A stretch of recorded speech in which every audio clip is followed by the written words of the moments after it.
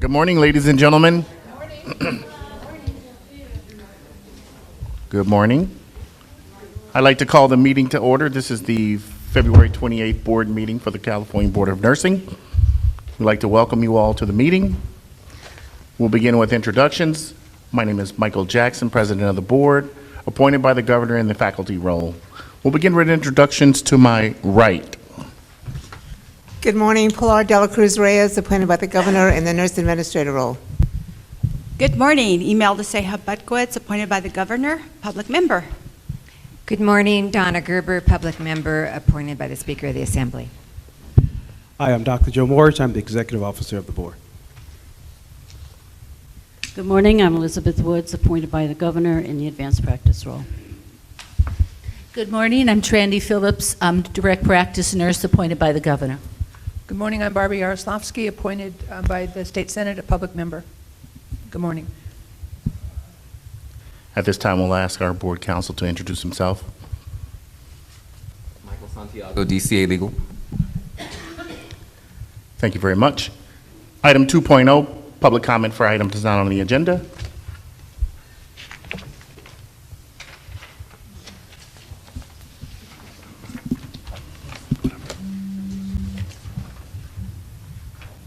Good morning, Geneviève Clapol. I just wonder how much information we have about the utilization of the lift or the lift team in hospital, because lately I have received a lot of complaints that even though we have a bill covering that, the nurses cannot find the equipment or the team. And we have had a lot of back injury secondary to that. So if anybody could give me information, or if you have further complaint about that, and what can we do to enforce it?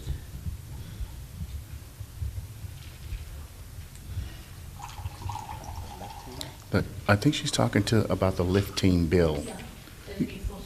Oh, you know, that's CNA's bill. They'll be happy to provide you information on that. When is the CNA will complain to me? It's Okay. SCIU, so you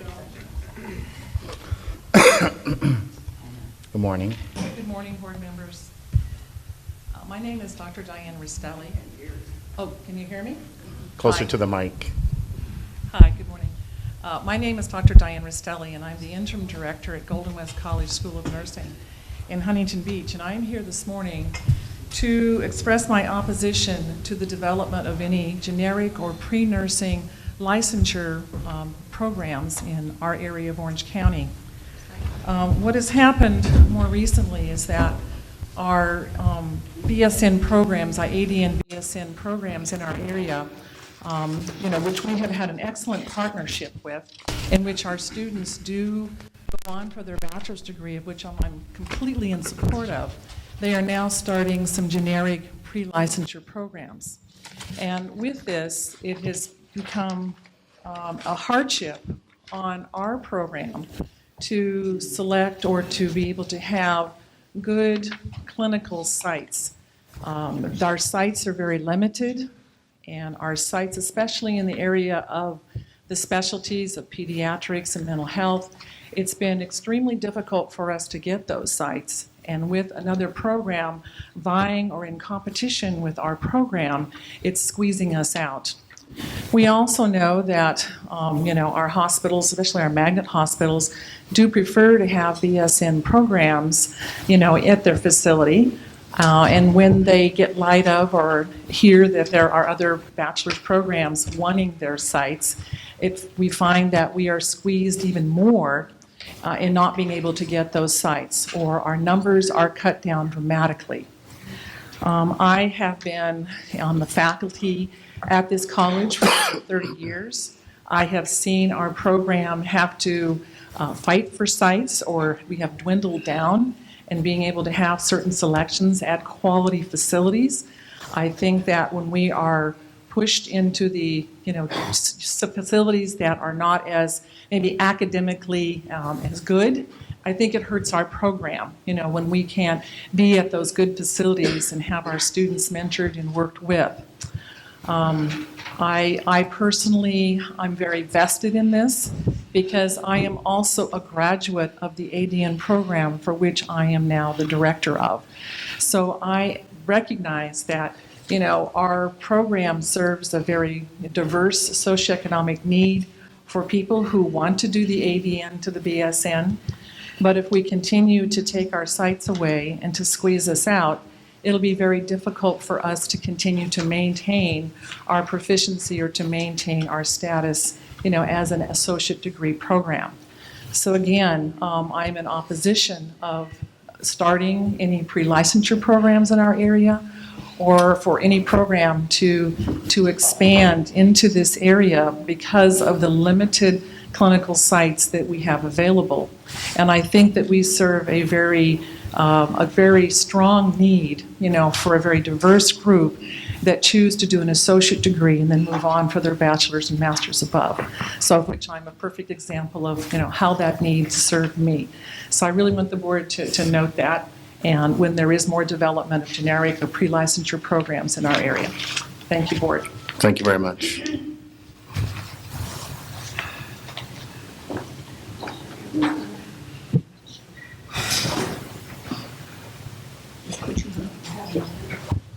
Sure.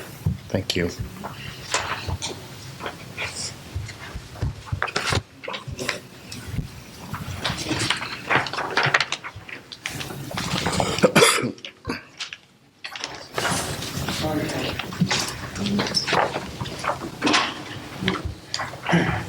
Good morning.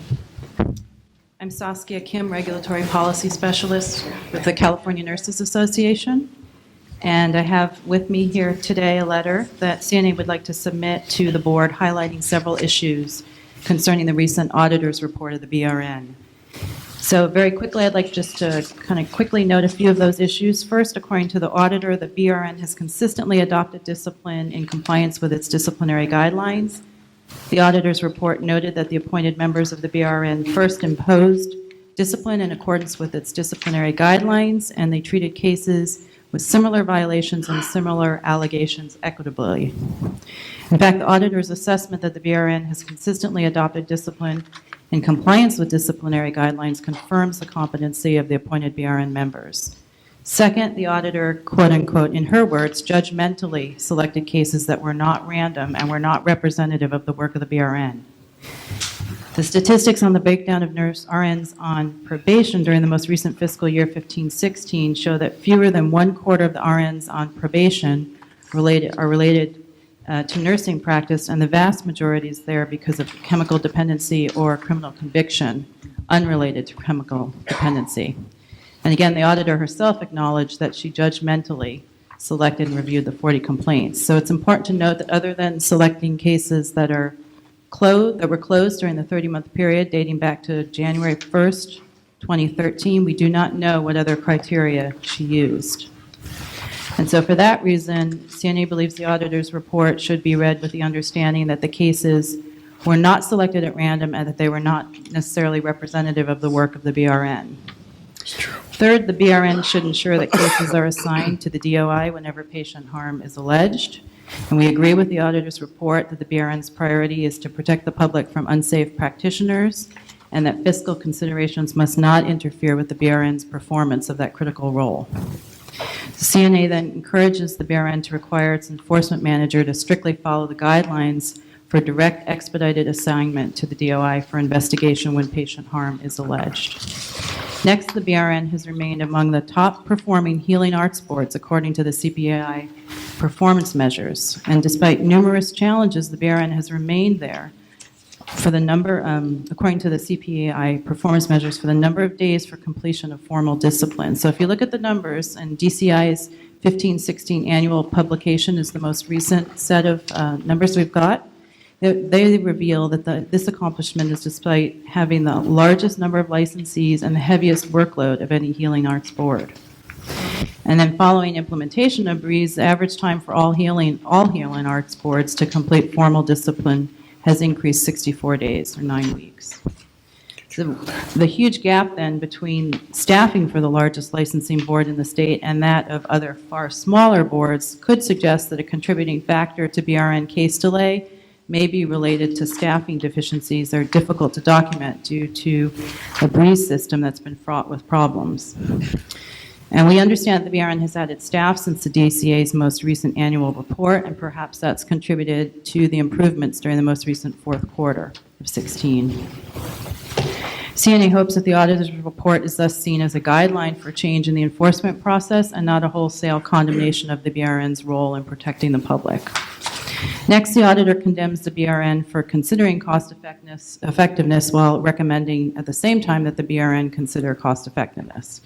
The auditor's report criticizes BRN staff for considering cost when assigning complaints to an investigator, yet then recommends that the BRN work with DCA to implement cost-effective input controls to Breeze. Apparently, the state auditor is comfortable with recommending that the BRN consider cost-effectiveness as it works to improve the Breeze system, but stands ready to condemn the BRN for the same consideration vis-a-vis assigning complaints to an investigator. Furthermore, apparently Breeze may not be implemented for the remaining 19 boards, including some healing arts boards, and that suggests the cost of implementation and maintenance of Breeze is likely to fall on the 18 boards that are currently using the system, the largest of which is the BRN. DCA's decision to stop the Breeze system implementation for the remaining healing arts boards is a significant implied admission of Breeze failure and a glaring critique of the plan to improve CPEI performance measures through quote-unquote improved information technology. And finally, the auditor's report fails to allow for the possibility that the CPEI goals may be unreasonable and/or unrealistic. The legislature has twice recommended that DCA reconsider the existing enforcement targets, and the auditor's report, however, fails even to consider the possibility that the goals are unreasonable or unrealistic.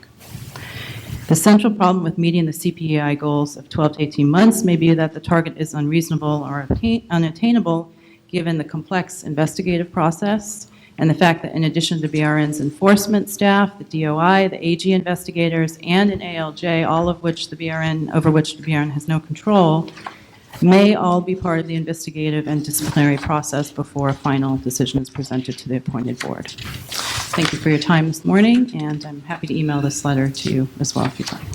Thank you very much. Please email the letter to Dr. Morris. Thank you.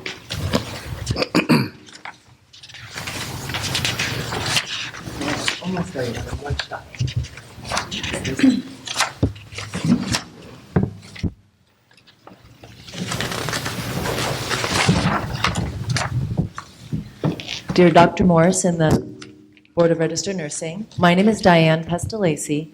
I'm an Assistant Dean of Health Sciences and the Director of the Nursing Program at Saddleback College in Mission Viejo, California.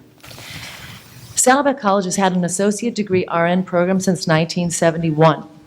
At Saddleback, we admit 120 students a year, graduate over 100 annually, and are proud of our consistent NCLEX pass rates that average 10% above the state and national average, and in 2009 and 10, consistently for a year, we had a 100% pass rate. Like many established RN programs in Orange County, Saddleback has enjoyed outstanding relationships with our clinical partners for decades and participates in the Orange County Long Beach Clinical Placement System Consortium. I'm addressing the BRN to describe a growing concern regarding clinical overcrowding because of new pre-licensure RN programs and pre-licensure programs that seek to increase enrollments in Orange County, California. In the past year, and most notably in the last 3 weeks, I have been notified by 3 schools of their intent to grow their pre-licensure RN programs. I have emails that I didn't attach them to everyone's, but I can email that along to Dr. Morris if desired.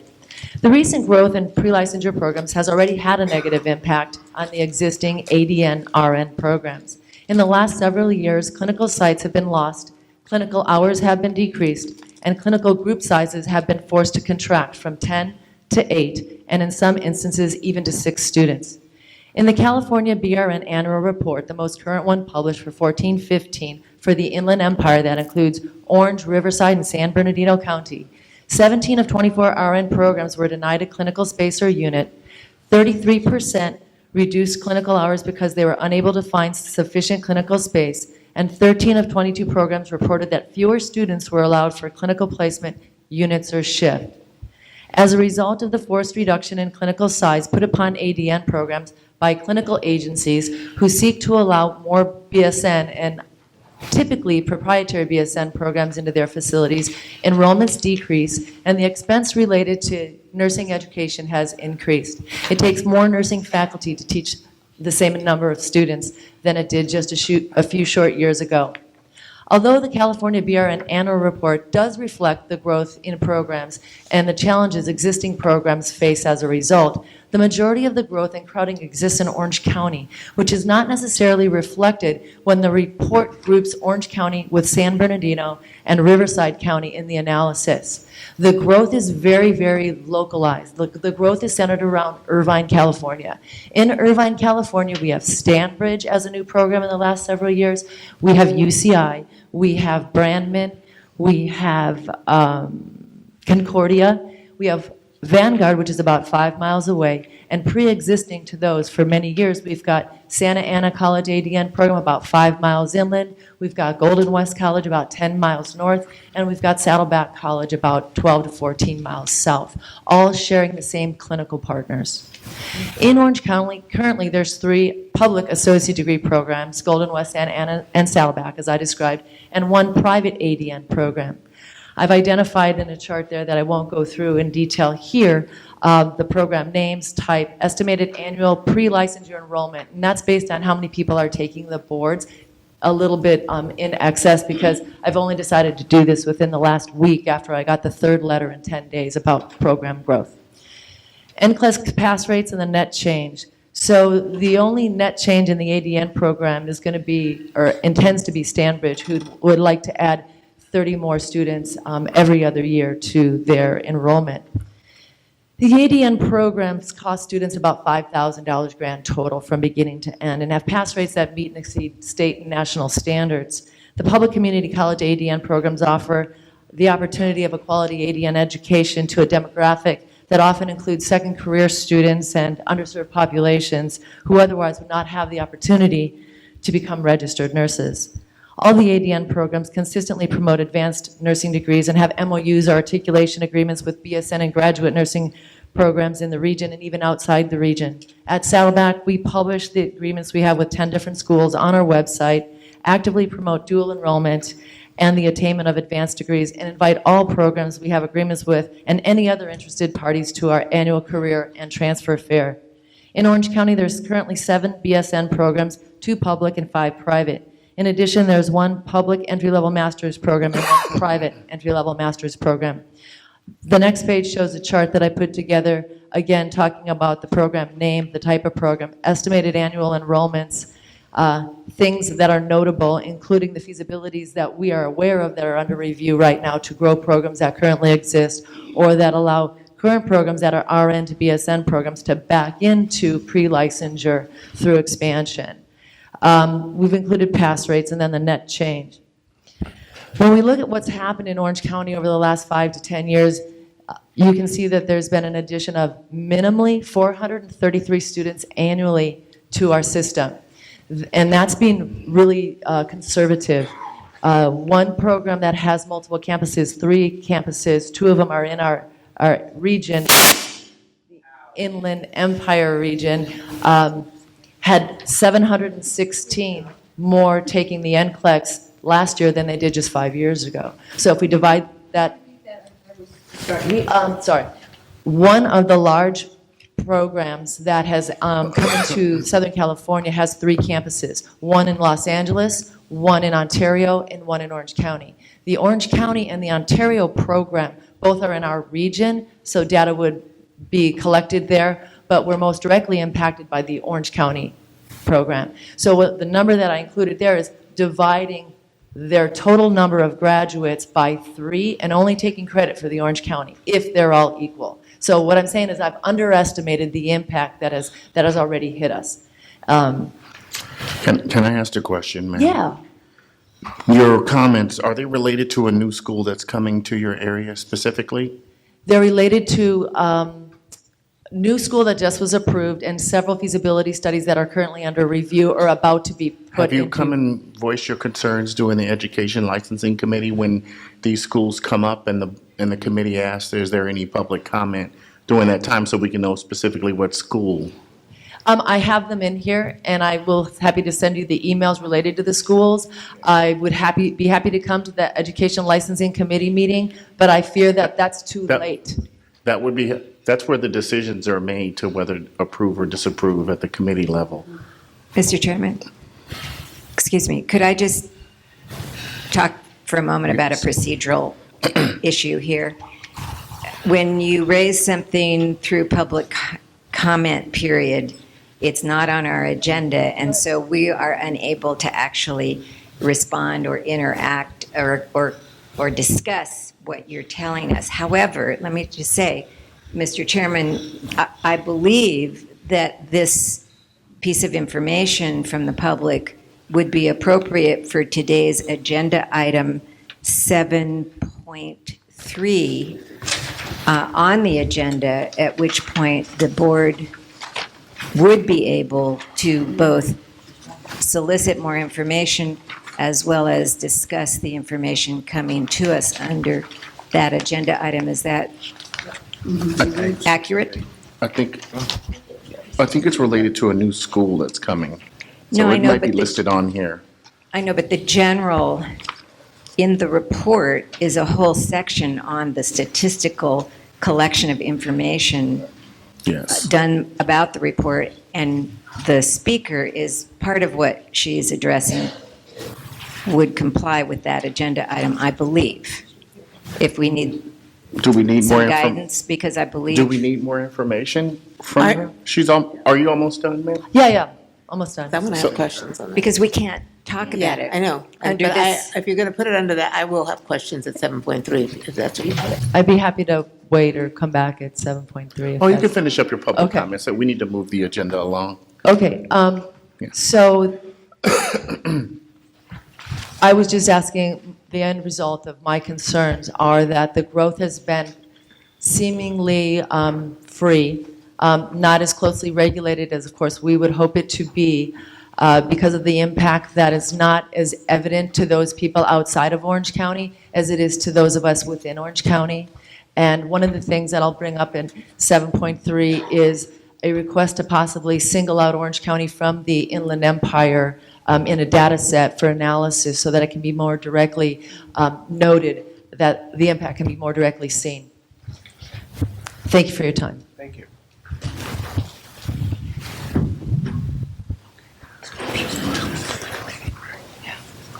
Good morning to the board. Can you speak up a little louder? Okay, can you hear me? Yes. Okay, my name is Kaylin Richards, and I'm a Little new louder. graduate. My name is Kaylin Richards, and I'm a new graduate from West Coast University. I'm here to talk about my experience with the cloud program. I was invited to this. Is this the proper agenda item to talk about? Yeah. Okay.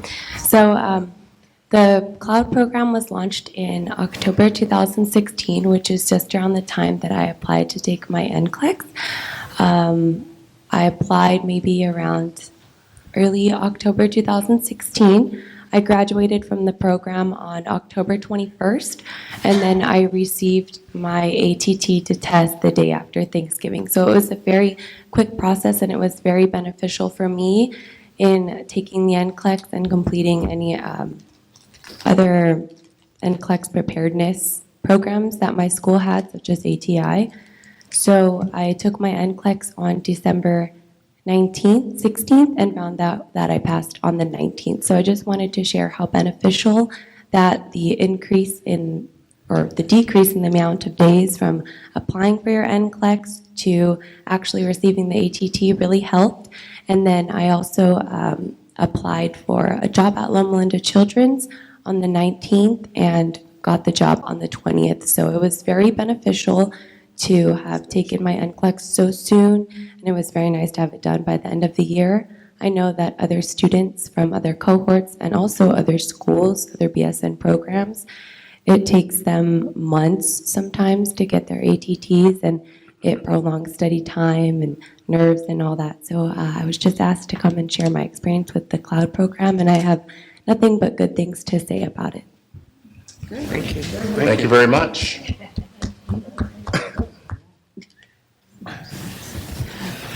All right. Any other public comment for items not on the agenda?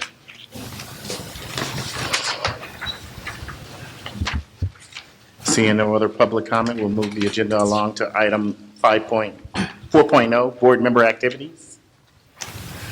I spent one afternoon with the students at Fresno City College, talking to them and explaining to them about the board and how it functions. And these were all, most of them were graduating students, so they were very appreciative. It was fun. Thank you. I apologize. We have to move back to item 3.0, review and vote on whether to approve the minutes for November 9th and 10th from 2016 board meeting minutes and January 10th board meeting minutes. Second. Sent a message to the lady already. I hope she's coming back. I have nothing to do. We know. We know. I sent a message already to CVG, walking. Thank you. We have a first and a second. Any public comment related to the meetings? Meeting minutes. Call for the question, beginning on my right. Pilar de la Cruz Reyes, yes. Email to say Budkowitz, abstain. Donna Gerber, abstain. Michael Jackson, yes. Elizabeth Woods, yes. Trandy Phillips, yes in November and abstain on January. Barbie Yaroslavsky, yes. All right. Item 5, board and department activities. We already went over number 4. Number 4. We already went over number 4. Oh, sorry. Item 5. Board and department activities. Item 5.1, we'll turn it over to the executive officer so he can give his report. In regards to the BRN Sunset Report, under 5.1, the board submitted and completed the 2016 Supplemental Sunset Report to the legislator on November 29, 2016. The BRN continues to work diligently to prepare for the sunset hearing process. The board is scheduled to present before the Senate Business and Profession Committee on March 6, 2017. The Supplemental Sunset Report is available on the BRN website. Moving on to public records request. The BRN continues to comply with public records requests and respond within the required timeframes as set by Government Code Section 6250. For the period of October 5th, 2016 to January 19, 2017, the board received and processed 68 public records requests.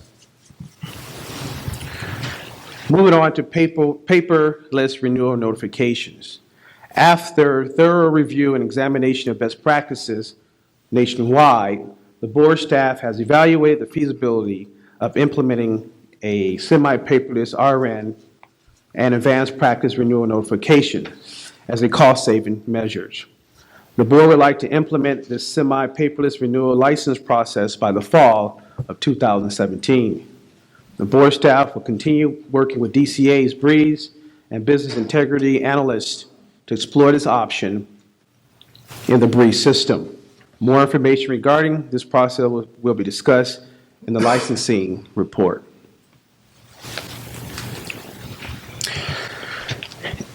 The Nursing Education and Workforce Committee, which was combined in January of this year, was approved by the board in 2015 and had its first meeting on the 26th of January. The committee members represent education, employers, practice, and other stakeholders. The location was available at the Board of Registered Nursing headquarters in Sacramento for those available to travel and attend, and 3 teleconference sites were also set up.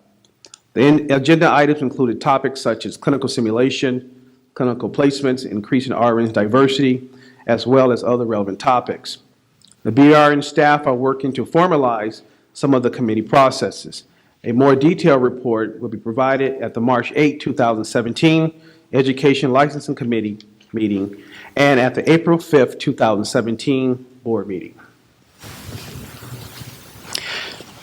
Moving on to the California Nurse Graduate Survey to understand the employment experience of newly licensed RNs, a statewide survey has been conducted annually since 2010.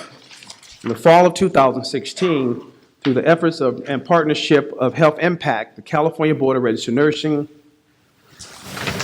the Association of California Nurse Leaders, and the California Student Nurses Association, with funding provided by Kaiser Permanente, North California,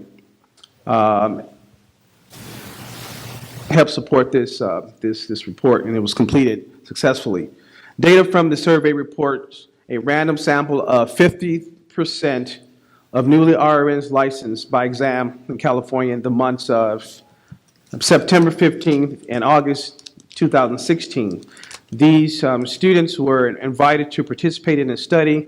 There was a total of 1,143 nurses who completed the survey for a 28% survey response rate overall. This rate of response from the email distribution was favorable compared to a response of 18% in prior years. The improvement results are more representative of California overall. 85% reported working in their first registered nursing job, and 76% of those employed found jobs within 3 months, and another 20% within 6 months. This is a marked improvement in employment rates by 11% from 2015. Okay. Budget update. The board has identified positions necessary to complete the work to meet the new requirements to evaluate military education experience. The board submitted a legislative budget change proposal requesting 3 nursing education consultants that will be required for the board to comply with SB 466. The budget change proposal was included in the governor's proposed budget that was released on January 10, 2017. If approved by the legislator, the board will be able to hire 3 positions in this fiscal year, 2017-2018. As noted in my report, the fund condition is on page 4 for your review. I'd like to move more down to the technology update. Okay. I'm sorry, let me back up to the current year augmentation budget. Based on the fiscal year 2016-2017 expenditures projections, the board is requesting for an additional augmentation of $7,700 for this budget. And I'd also like to note that the budget is being highly scrutinized and restricted, and to make only necessary spendings as needed because of the tight budget that we have. Moving on to 5.3, technology update. The staff continues to work with DCA in regards to the license renewal records that are missing in the BREEZE system and require fingerprints, both FBI and Department of Justice, prior to the submission of renewal fees. Okay. The board has implemented a robust marketing campaign through the use of social media, emails, the mailing system, the BRN website, professional and other methods have been implemented as effective ways to deliver the fingerprint renewal message to all nurses throughout the state. In addition, the BRN staff has worked with DCA to draft suggested language to submit to the Office of Administrative Law for emergency fingerprint regulations. The executive officer also and the staff have met with various nursing professional groups to discuss the fingerprint renewal process, regulations, and possible solutions to reconcile this matter. In December 2016, the board staff mailed out over 4,300 letters to licensees who have missing fingerprint results, both FBI and DOJ, in the DCA BREEZE system. A second reminder letter was mailed out on January 30th.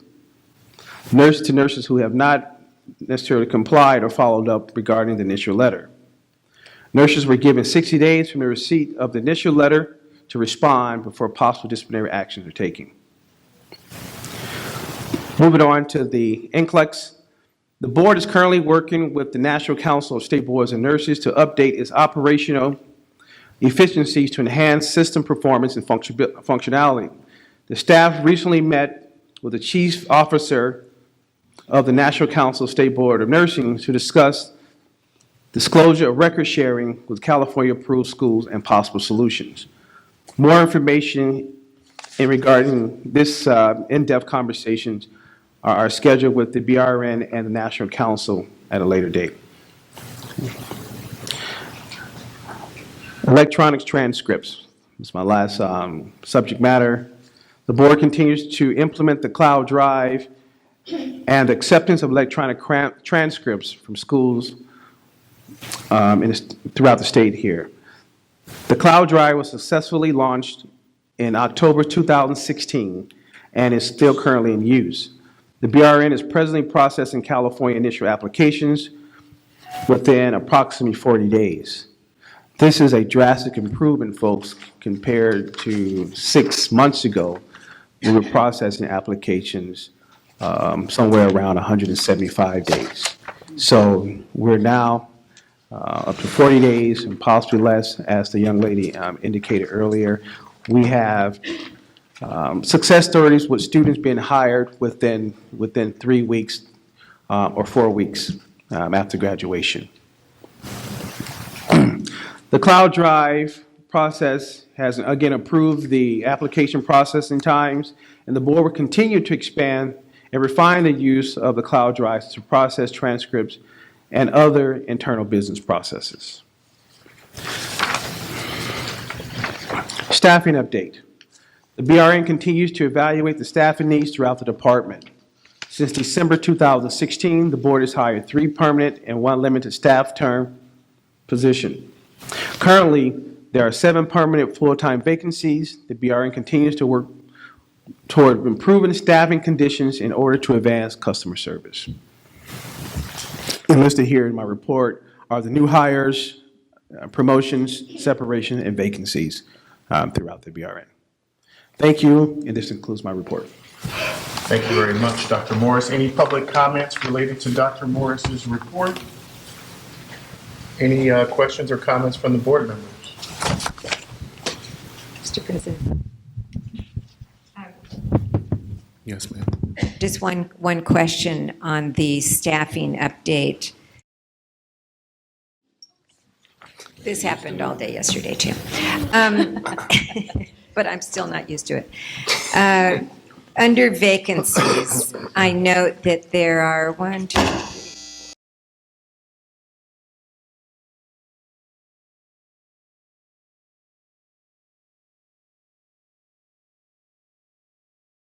We'll go back to recording once again.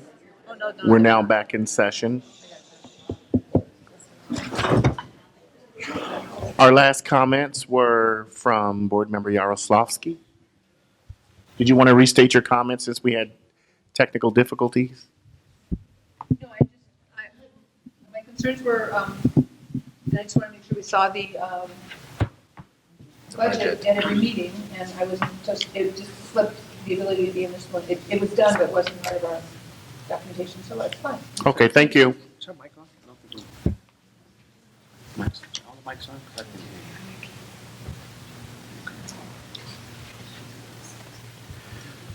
Item 6.0, report of the Administrative Committee.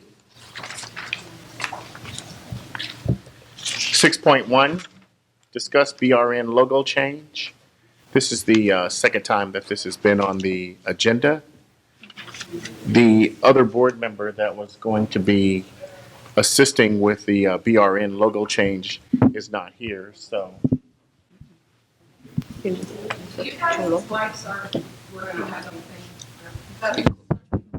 couldn't hear me?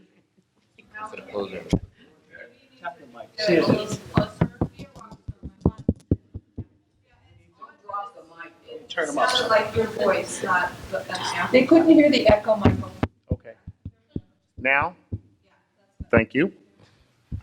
We're old. We're all getting older, and our hearing is the. And you have to hear it twice as often. Are there any comments from the board members? Any comments from the public? So what we had decided before at a previous meeting was that the logo would be put out to the students the schools, and it would be, we're going to direct the NECs to contact the schools to inform them that there will be a change in the BRN logo. It will be a competition by all the schools in California to be chosen by the board members. Nursing schools. So we'd like to direct NEC staff to reach out to nursing schools. I'd like to make a motion that we reach out, have direct NEC staff to reach out to nursing schools with instructions of a BRN logo change competition to be judged by the board members. Mr. President, can I ask what the timing sequence is you're looking at? It would be within 6 months. By the fall. By the fall semester. Mr. Chairman, I would just like to say that with everything that this board has going on, I hope that we don't focus on that one thing, take too much time to focus on. This is the students doing this, so it won't be the NECs actually doing the design work. Thank you.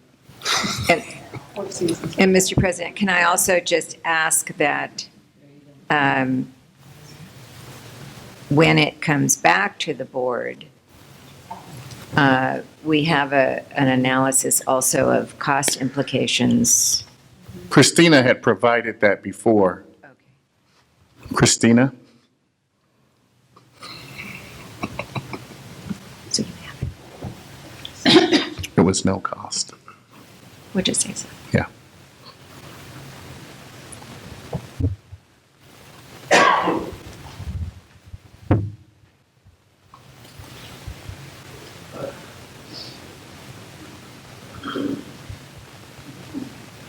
Are you asking about costs for The new logo.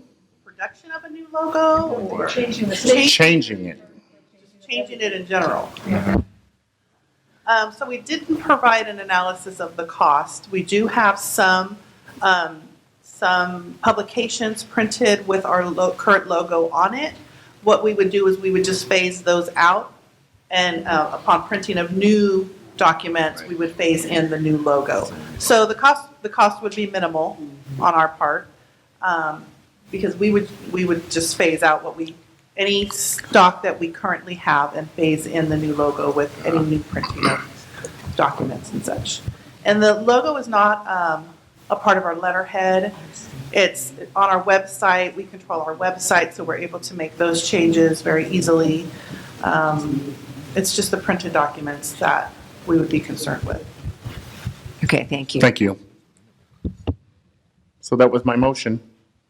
I'll second. All in favor? Aye. Call for the question, beginning on the right. Pilar Dela Cruz Reyes, yes. Imelda Seja Butkwitz, yes. Donna Gerber, yes. Michael Jackson, yes? Elizabeth Woods, yes. Randy Phillips, yes.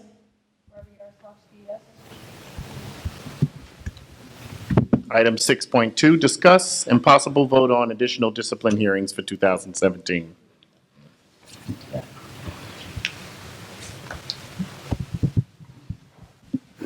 Do we have any, I have a comment, Mr. President. So disciplinary hearings, adding an additional day, I think that there's some of the cases that actually, like early termination, that they usually come before us and there's like 4 months left, 2 months left. Maybe we can put those back to staff so they can make a judgment, and maybe we could do a vote by mail. we'll ask our board counsel on early terminations. Hi, for those, there are statutory requirements for the petitions, be it for reinstatement or early termination or modification of probation, wherein the applicant must be given an opportunity either in writing or to present oral arguments before the board. So unless there is an additional statute that we have that provides for a different procedure than that stated, we have to follow that. So that's why at this time, we can't just give it to maybe a committee, or we can't say we'll only accept written arguments for the board to consider for a mail ballot. If that's the way that the board wanted to go, we'd have to have a statute that would say that. That's why right now we're limited to, we have to be able to provide them an opportunity to provide written or oral argument. It's at their discretion. So I have a point of clarification to our attorney. Could you give us an understanding of what other boards are doing?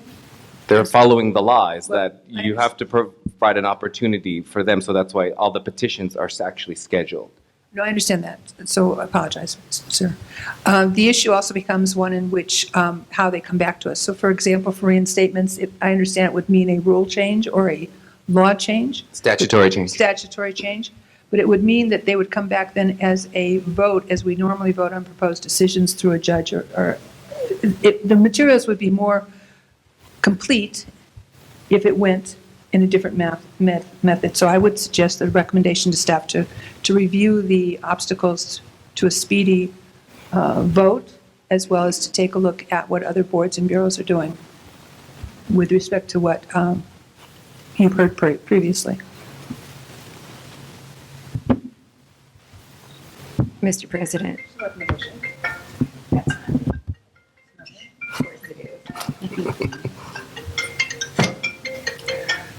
Please silence your cell phones. You didn't say that in the beginning. Okay, so just regarding the current agenda item, could someone tell us what exactly we're considering? It just says possible additional dates.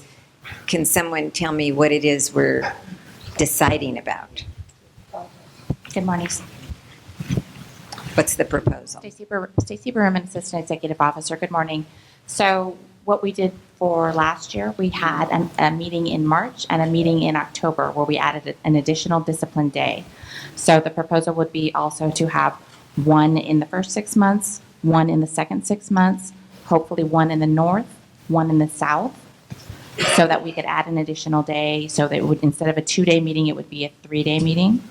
Since we are in February, staff for the first 6-month group would be suggesting either in April or May, since it would we would need a few months in order to schedule the additional petitioners. And then in the second half of the year, any month that the board chooses, we have not contracted yet, so we could add that into our contract.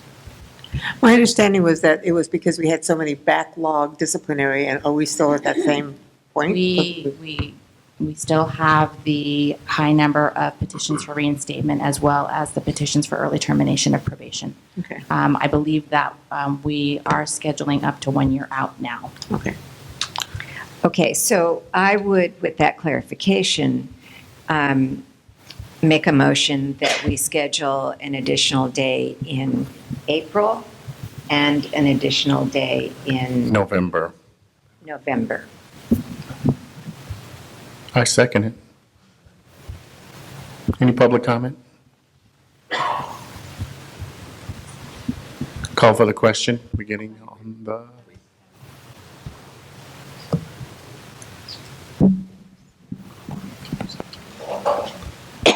Would November put us in 2 Northern California spots? November is not necessarily the best month to try to schedule a 3-day board meeting, simply because it's a lot more difficult to procure hotels in that particular month. October? Possibly October would. What day in October are we looking at? So we already have Tuesday, Wednesday, so we would add Thursday. What day of the month? Will that work for board members? No, this is the first we're hearing of the dates. And what dates in April? There's several board Can I members that say- have issues with April. I mean, with October. That's why I'm asking the board members if that time in October would be okay. Could I modify my motion to be that we try for November? If it doesn't work due to logistics, then we go to October. Does this require a board vote to select the dates?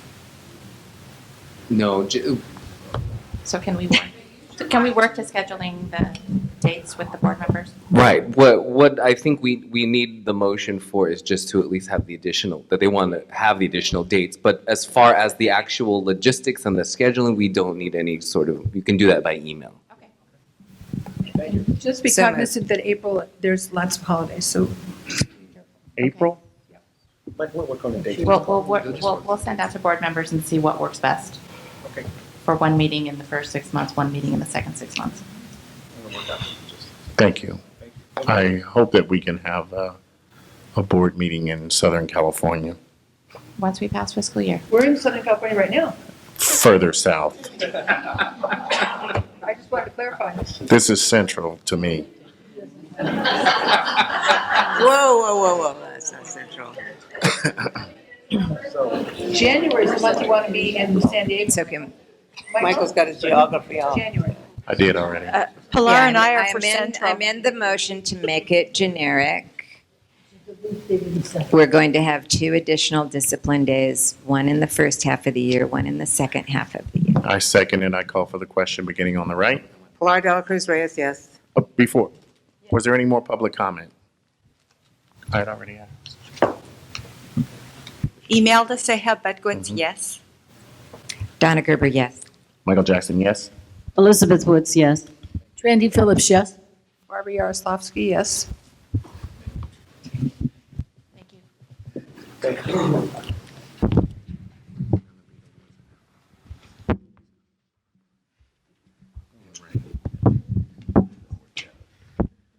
Item 7.0, report of the Education Licensing Committee. We'll turn it over to the staff member. Leslie Moody, Nursing Education Consultant, Liaison to Education Licensing Committee. Item 7.1, vote on whether to ratify minor curriculum revisions and acknowledge receipt of program progress report. According to board policy, nursing education consultants may approve minor curriculum changes that do not significantly alter philosophy, objectives, or content. Approvals must be reported to the Education Licensing Committee and the board. Unless there are questions about any individual item, these are usually approved in a single motion. Item 7.1, I make a motion we accept. I'll second. Public comment? Board member comment?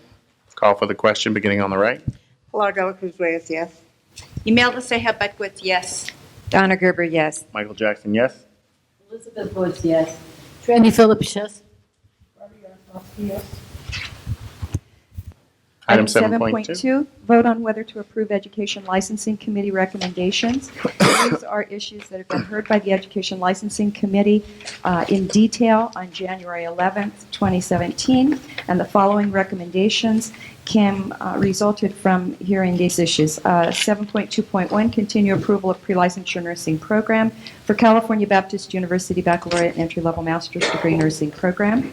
University of California, Los Angeles, Baccalaureate and Entry-Level Master's Degree Nursing Program, Glendale Community College Associate Degree Nursing Program, Golden West College Associate Degree Nursing Program, Los Angeles Pierce College Associate Degree Nursing Program, San Diego City College Associate Degree Nursing Program, and Victor Valley College Associate Degree Nursing Program. 7.2.2, continue approval of Advanced Practice Nursing Program, University of California, Los Angeles Nurse Practitioner Program. 7.2.3, defer approval of pre-licensure nursing program, Los Angeles Trade Tech College Associate Degree Nursing Program. 7.2.4, place program on warning status with intent to close the nursing program, Napa Valley College Associate Degree Nursing Program. 7.2.5, approve major curriculum revision, University of San Francisco, Sacramento Baccalaureate Degree Nursing Program, and Napa Valley College Associate Degree Nursing Program. 7.2.6, extend initial program approval application deadline for Career Care Institute Associate Degree Nursing Program. And 7.2.7, approve revision to previously approved enrollment pattern for University of San Francisco Orange Entry-Level Master's Degree Nursing Program. Unless there are questions about any individual item for discussion, these are generally approved with a single motion. Item 7.2, I make a recommendation that we accept. I'll second. Any public comment? I have a comment in regards to the... Can you please come forward, ma'am? And please introduce yourself. Good morning, Geneviève Clapper. I wanted to know if we can have access to what have been submitted. Is it anywhere? The materials are listed online. All of them?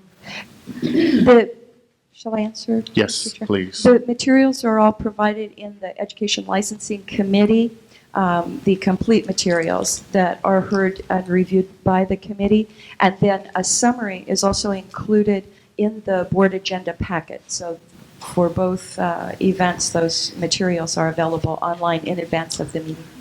I'm kind of concerned that it's such a blanket, approval and so on, and especially at the speed you delivered it. Well, we were here last month at the Education Licensing Committee. We heard them all. We heard every single one, and we gave every single one the detail that it needed.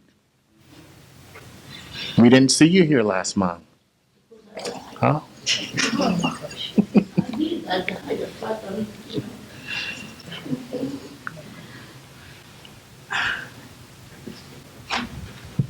My name is Diane Rastelli. I'm the director of the nursing program at Saddleback College in Mission Viejo.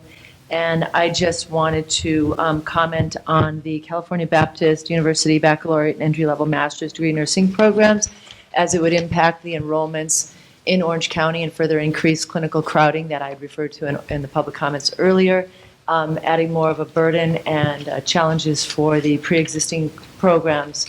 In addition, I want to point out that there was no attempt by Cal Baptist to reach or inform myself or any of the other associate degree nursing programs about their intents, which is part of the regs. Leslie? Should I clarify? Did Mr. you? Chair? Just as clarification, California Baptist University Baccalaureate and Entry-Level Master's Degree Nursing Program, recommendation was made in regard to continuing approval of the okay. pre-licensure nursing program. Thank you. Any other public comment? Any comments from the board members? Yes. Oh, okay. Yes, I had one comment. How do we get the information out to the schools to remind them that if they have any issues around the number of placements and things like that, that they need to be sure to come to our meetings when we have the committee meetings for education and licensure? The agendas are distributed publicly to, the notice when the agenda is posted is distributed publicly, and our dean's directors are part of that email blast list, to the best of my knowledge. And that's why we also began indicating on the agenda for both Education Licensing Committee as well as the ELC portion of the board agenda, when an enrollment increase is involved, because those are processed as under the section of major curriculum revision. So we added that little parenthetical indication that it may be specifically regarding an enrollment increase, so that notification is there. Could you check and make sure that they're all on that list? Yes. That goes out? Because we're constantly asking, how is this going to impact other programs? But it sounds like we're not getting as much input as we'd wanted to get in some cases. Yeah. So we need to figure out other ways to reach out to people. Okay. So within that email blast, to continue with what you just suggested, is there the ability of the public to sign up for that email Yes. blast? And should board members be on that list as well? They're not. I'm asking, should they be? They're not? Well, I'm not. I don't think there's no reason you couldn't be. Okay. The board meeting materials are sent to every single board I'm just suggesting. member every month before our meeting. I'm just suggesting that email blasts that come out from the BRN should be it's like public information And notices should all go the out. documents from our meetings are listed on our website. Stacy Berman, we have listserv subscription service on the website, so the public can sign up to get any email notification from the board. Thank you. That was my point. There's a first and a second. I call for the question beginning on the right. Pilar de la Cruz Reyes, yes. Imelda Ceja Bedgood, yes. Donna Gerber abstained because I wasn't here. Michael Jackson, yes. Elizabeth Woods, yes. Trandy Phillips abstained, I wasn't here. Barbara Yaroslavsky, yes. 7.3, 2015-2016 Annual School Survey Report. Good morning, Julie Campbell Warnock with the Board of Registered Nursing. The 2015-16 Annual School Survey collected data for students between August 1st, 2015 and July 31st, 2016. All California BRN approved programs participated, and we would like to thank all the schools for taking their time to complete this very intensive, lots of information survey. And the draft of the 2015-16 reports were attached. One is a trend report, which includes a summary of significant data for the last 10 years. And the other is a summary of almost all of the questions that are asked on the survey for the current year. Some highlights of the data include that the number of nursing programs has been consistent over about the last 5 years.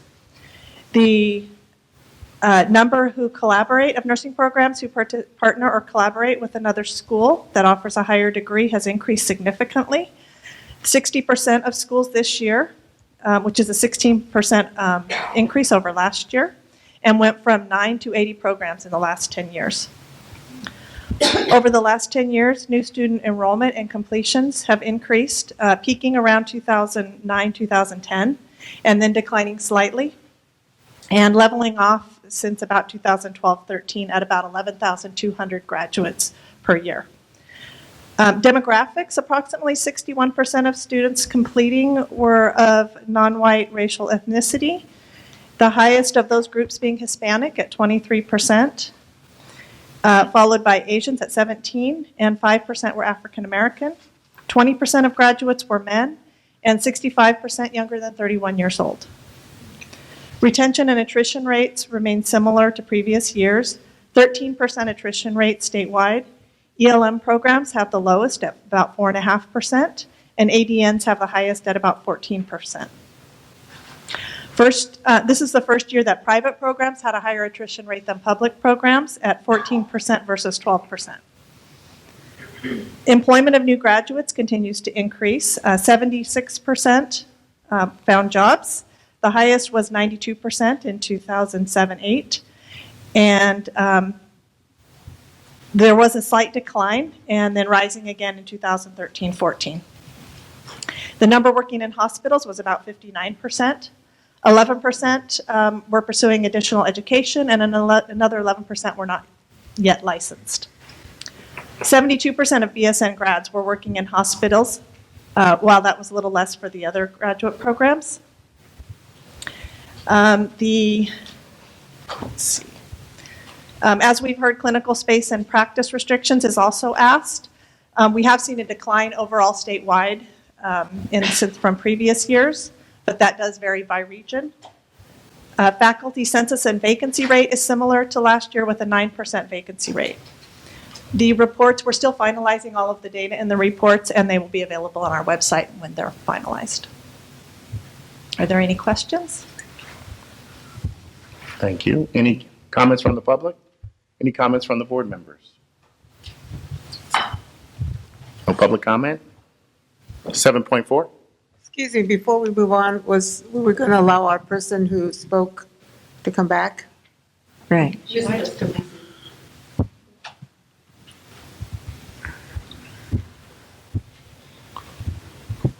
Thank you.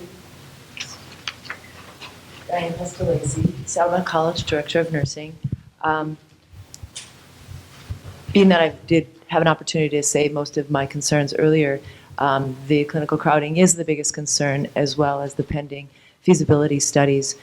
We have found that in the past, when we have attended the ELC committee meetings, once a feasibility study has been put in place, it sometimes seems too late to really have an impact on the decision that is yet to be made. I have spoke just briefly to Julie Warnock about the data sets and about the possibility of pulling out Orange County separate from San Bernardino and Riverside County for a more in-depth analysis of the impact of the new programs that have come up in Orange County on clinical crowding and the available clinical placements that exist. So we'll see if we can't get a closer look officially from her. Thank you. I have questions. When you're looking at the clinical space, how much do you know of your programs, or at least your program? How much is simulation use? What percent of simulation do you use in your program? Depends on the semester, but it ranges from up to 25%, 20 to 25% per semester and course. Do you know about the other schools that you mentioned in your area, what they're using?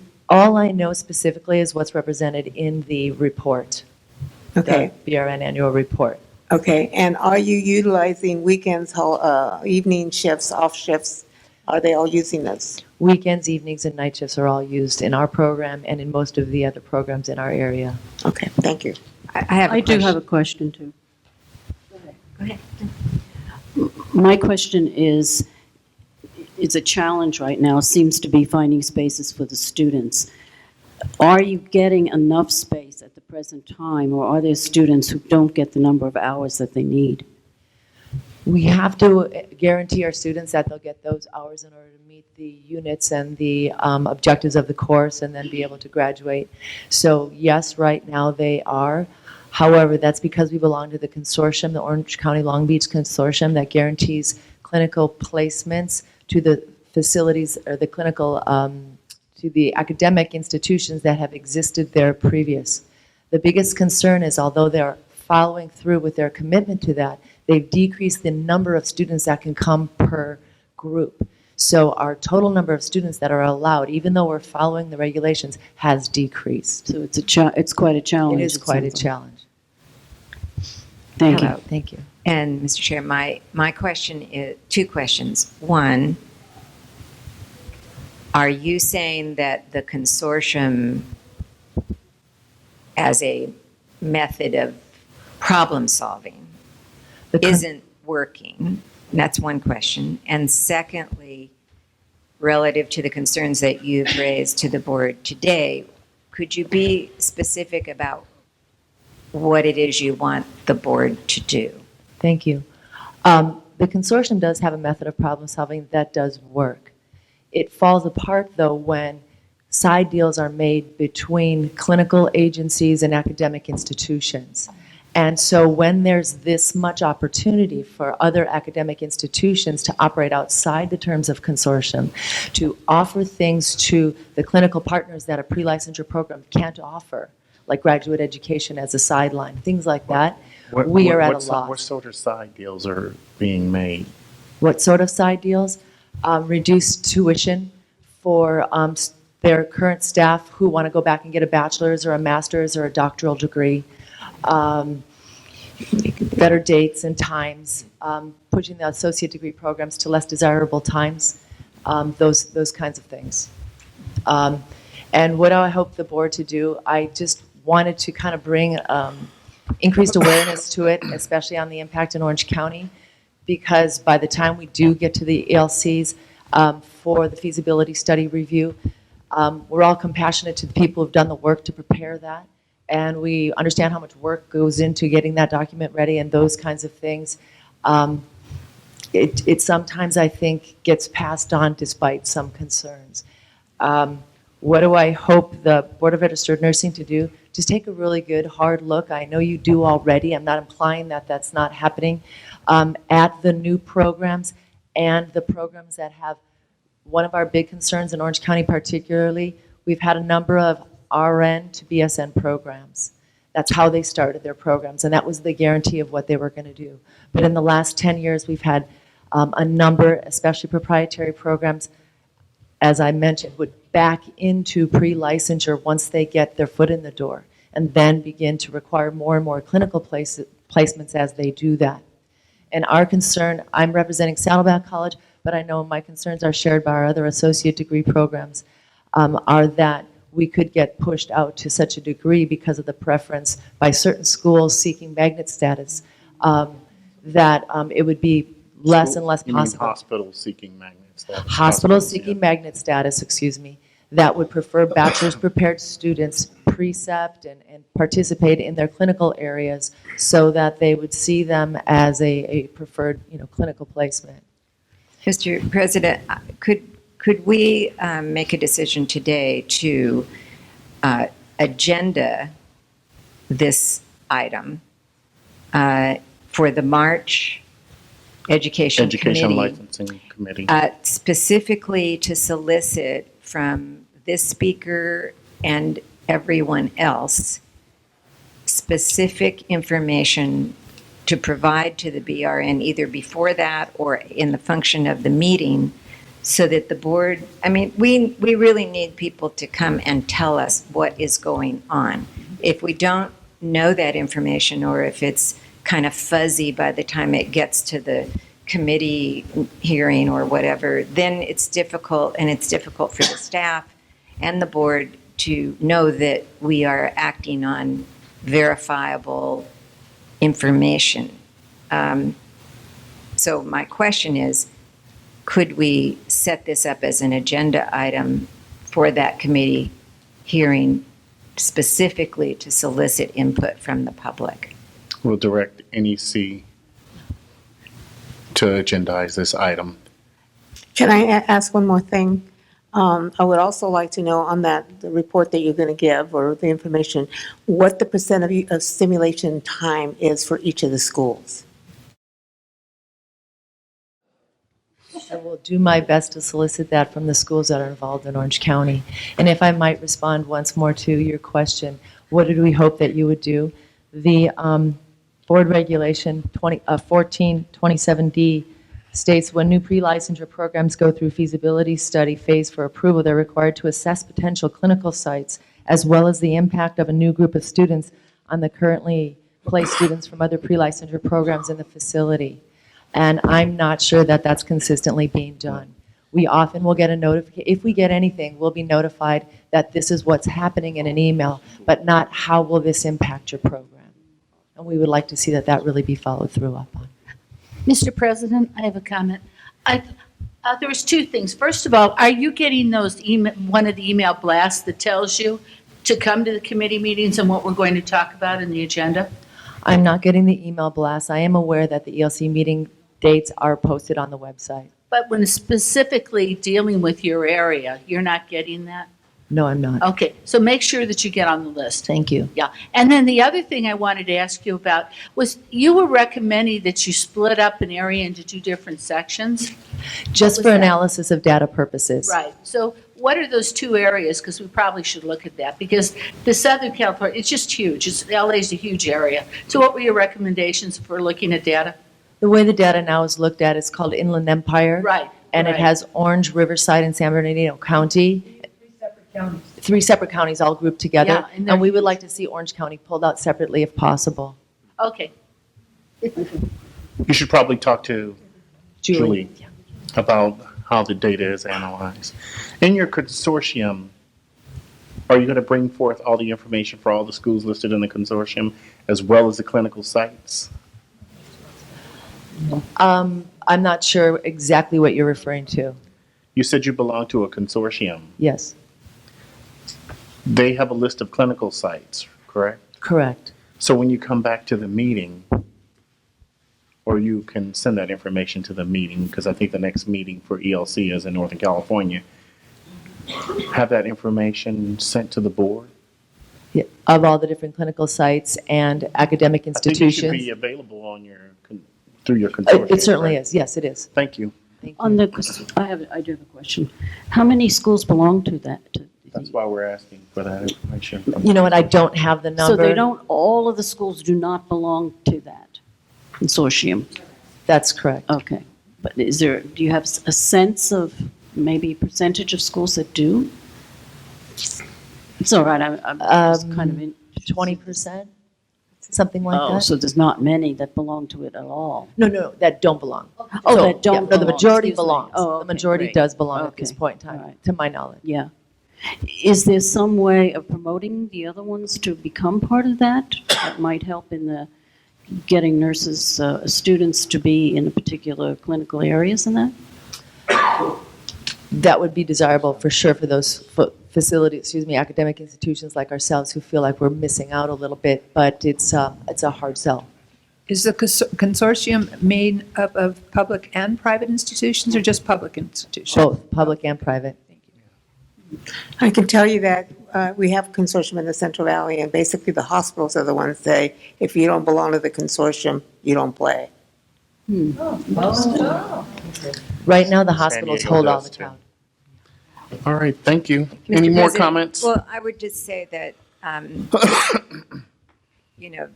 since participating on the Education Licensing Committee since March of 2016, I have seen in the reports from staff, the feasibility reports, a very specific set of information regarding complying with 1427.d, I believe it is, regarding the analysis of what is going on with clinical placement as a function of the information that's provided to the committee and then ultimately the board. So that's why I think it's important for everyone to know that we only know what we're told. We only have the information that's provided both to staff and to the board. So don't be shy if there's other information out there that schools and programs think that the staff and the board need to know, because that's the basis upon which we can act, and we can't act otherwise. Thank you very much. Any further comments? Good morning. Judy Corliss, prior board member here for BRN. I currently serve on the UCI's executive leadership team, which is made up of community leaders, nurses, and directors from around the Southern California area. And they are creating a new model and a new assessment of how clinical delivery is going to happen with nurses in the future.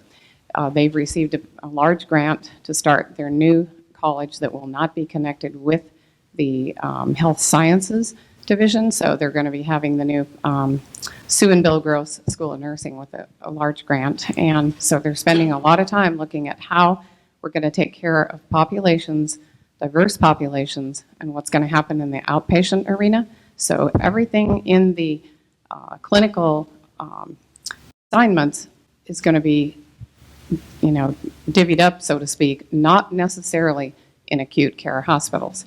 And so they have a huge team looking at this, which they believe will be more realistic to how we're going to take care of our aging population. So they're not all being taken care of in the hospitals. And I know, for having served on this board. I hope we're going to be taking care of all Yeah. the population, not just Well, no, aging not in population. hospitals, I'm saying.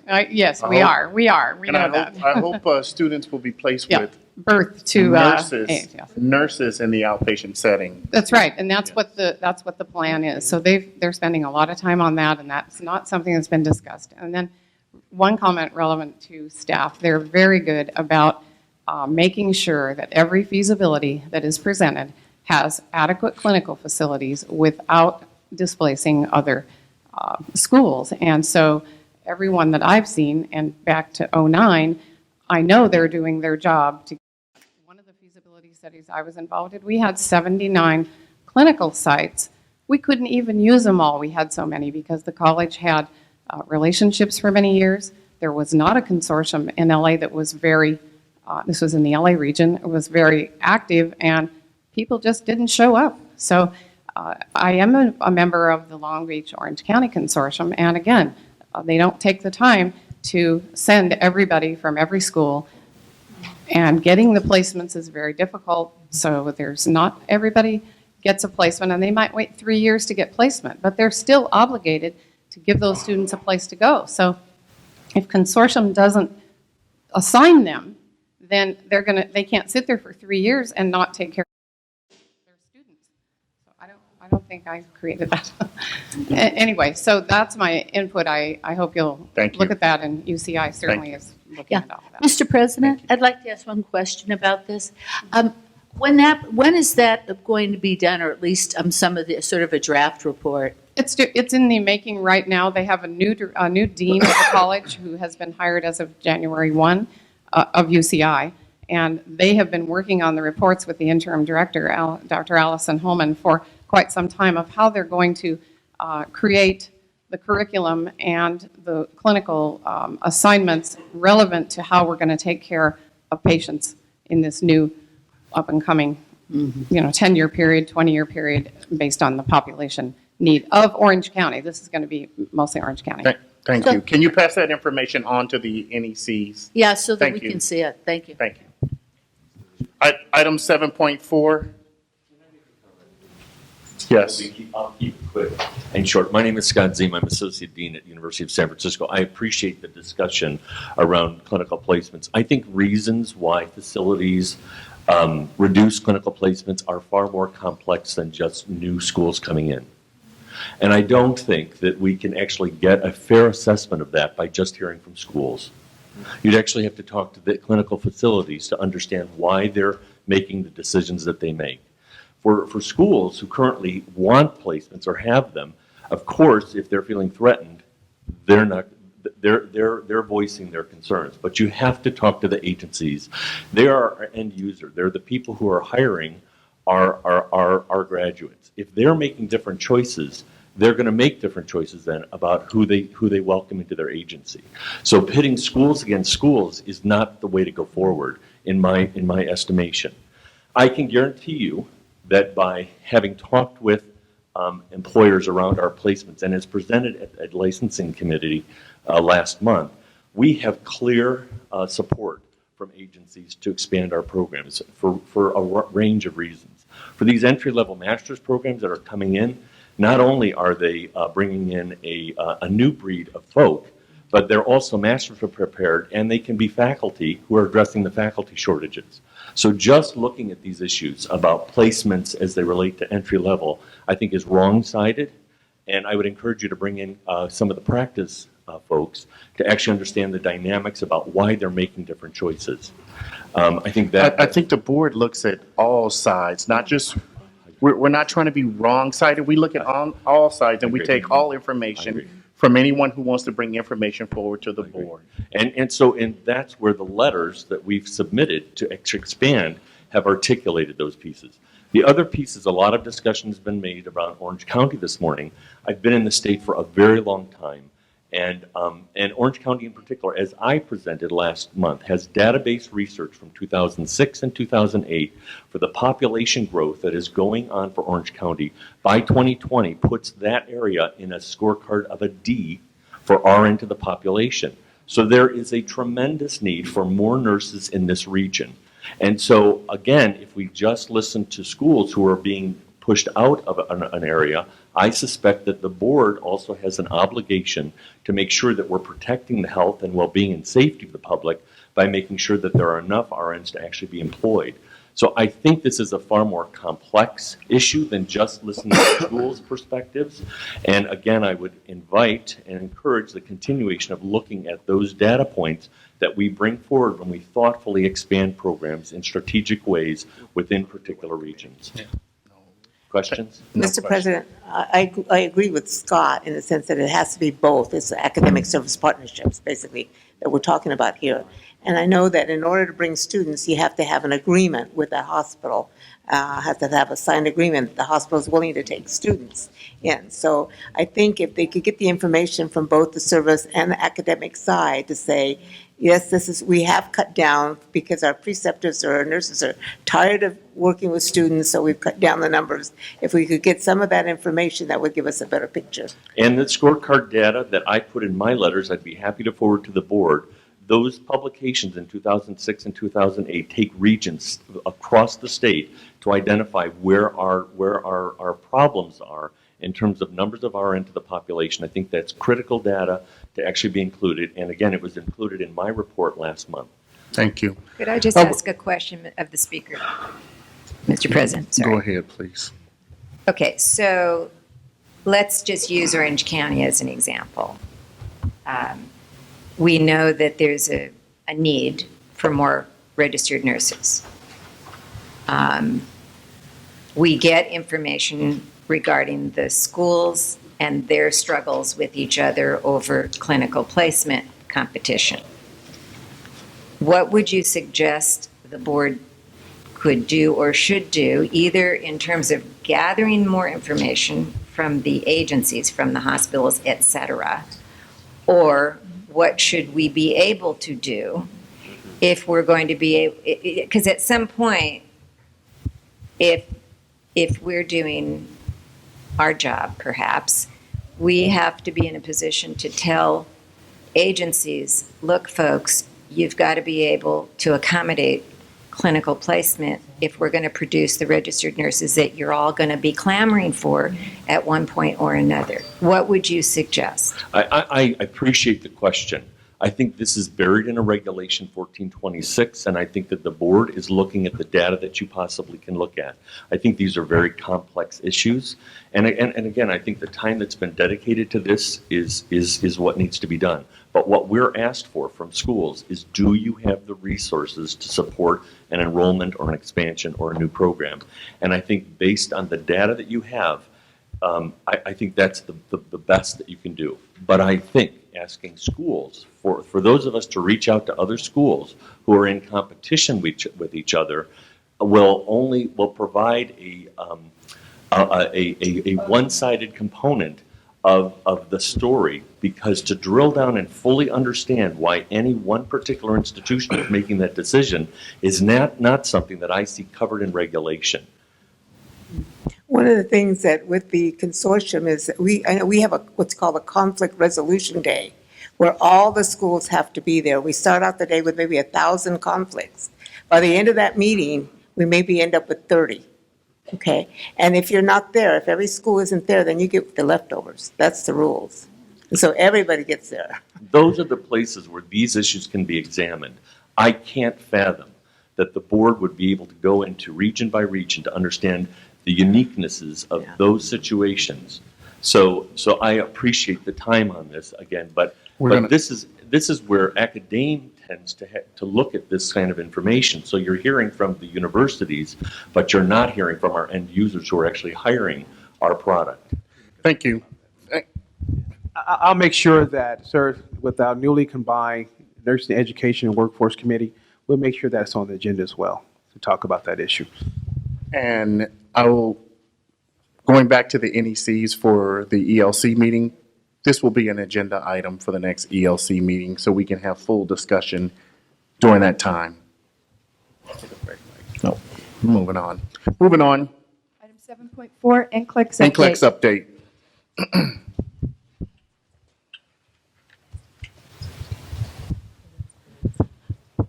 Good morning. My name is Katie Doherty. I'm one of the nursing education consultants in the Sacramento office of the board.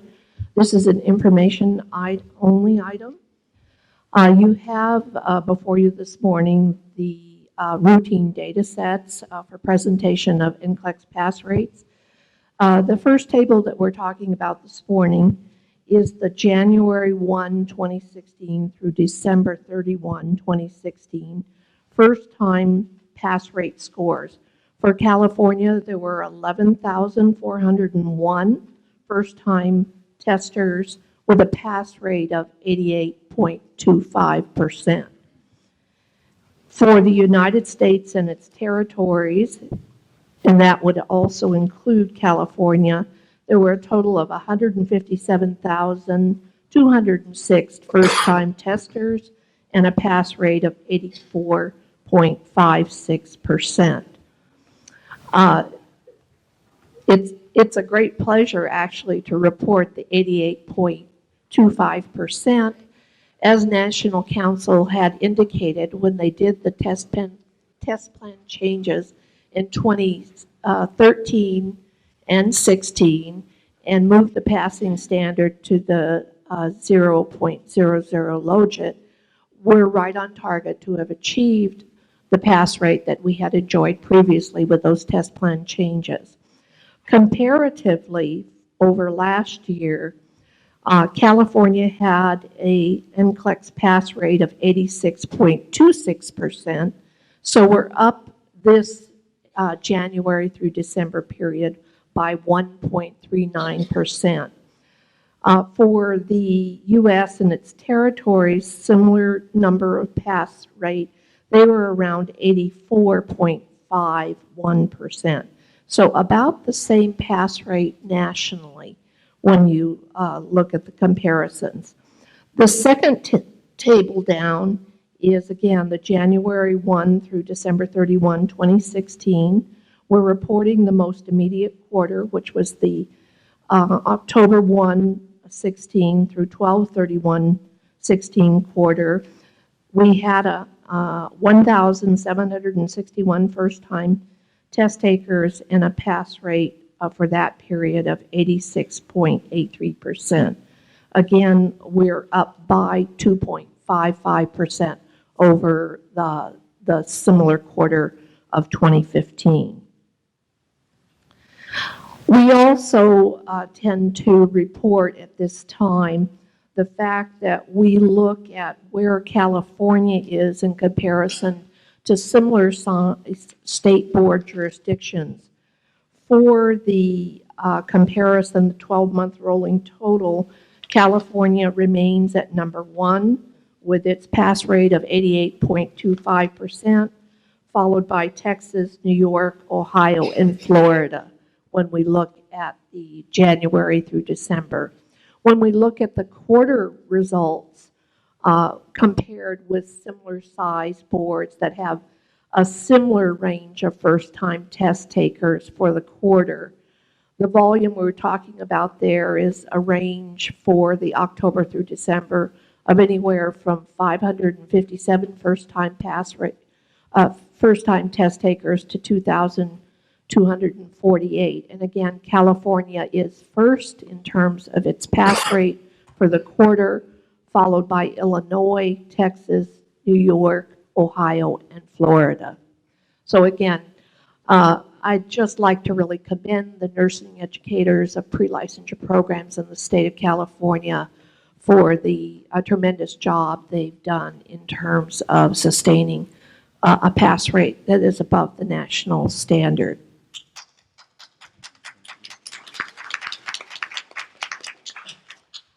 The next page of tables is the breakdown of the pass rates for the immediate quarter by degree type, and you can see there too, California rates well exceed the national rates in all degree type categories. Then finally, the third page of the report this morning is to really bring back to you for the first time in a while our first-time internationally educated first-time pass rate trended data. And you can see that in July 1 through June 30 of 15-16 was really the first year that we felt in California that we had some reliable first-time internationally educated data to report out. You can see across the U.S. there were a total of 9,968 internationally educated first-time test takers, and the pass rate for that aggregated number is 35%. Of that number, 1,134 were first-time internationally educated in California, and the pass rate for that subset is 26.1%. At the bottom of that trended data, you'll see all of the variables that influence what those pass rates are from year over year and year to year. Any questions about the reports that were presented this morning? Great report. Any public comment? Thank you. But the one last thing I'd like to just let you know, the National Council of State Board Exam Department is now on Twitter and Facebook with lots of information about their resources, and I thought that would be an appropriate end to our discussion. Thank you. Thank You're you, very and welcome welcome. the National Council of State Boards of Nursing to the 90s. Their exam department specifically. Thank you. Good report. Item 7.5, licensing program update. Good morning. Christina Sprague, Chief Licensing and Administrative Services with the Board. I will be giving the licensing report today. The licensing program evaluators are currently processing the initial review of exam and endorsement applications received in late November, early December, and we're currently processing California applications for fall graduation. To assist students on applying to the board, the licensing management team continue to present overviews regarding the application and eligibility process for California students. Yesterday here at this meeting, we had over 400 students crammed into this room to hear our presentation and, of course, the disciplinary proceedings that occurred yesterday.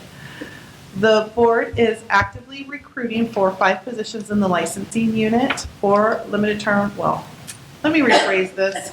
We are actively recruiting pending our budgetary constraints, exactly. So our hiring is currently on hold, but we do have vacant positions within the licensing unit as outlined in the report. We, on a biweekly basis, the licensing subject matter experts, our SMEs, and management meet with DCA Breeze Integrity Analysts, our BIAs, we have acronyms for everything, to discuss potential changes in the Breeze system that would assist in the continued efforts to streamline the board's business processes. These meetings are very informative and provide the board's SMEs with direction on what changes in the system need to be requested. This also assists management in determining how best to change processes to provide a better workflow for staff.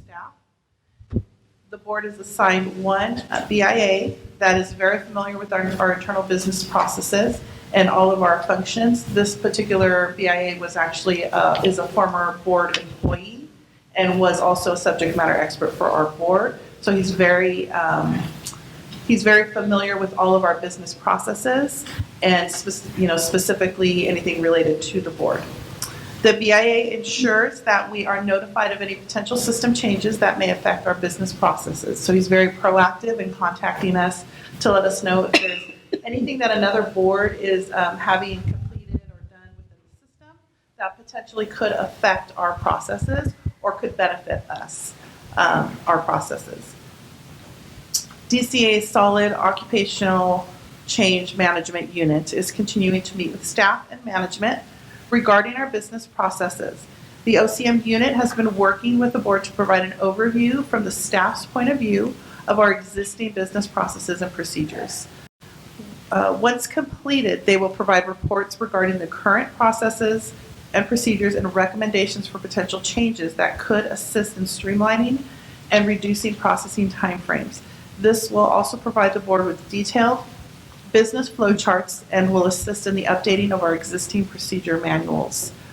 We have already received 2 of those reports, one specifically for our mailroom, which has some recommendations that management is currently reviewing and implementing into our mailroom at this time. The other is for one specific transaction within our licensing unit, and we are reviewing that report and recommendations as well. Since October 2016, we have been utilizing the cloud drive to receive electronic transcripts from California programs. Thus far, we have received 2,612 electronic transcripts from 69 California programs, and this number will continue to grow as 22 California programs with over 200 students have requested the link to upload their transcripts. I was actually just verifying some information in the back of the room, and I can see that we've actually received 3,146 transcripts and have processed over 2,500 of those transcripts for our California programs. We've sent out, I'm just giving you some updated information since the report was written a few weeks ago. We've sent out 96 links, and we've received 88 from 88 schools, transcripts from 88 schools. So we do still have some additional pending, and we're continuously sending out transcripts for schools that are graduating at any point in time, actually.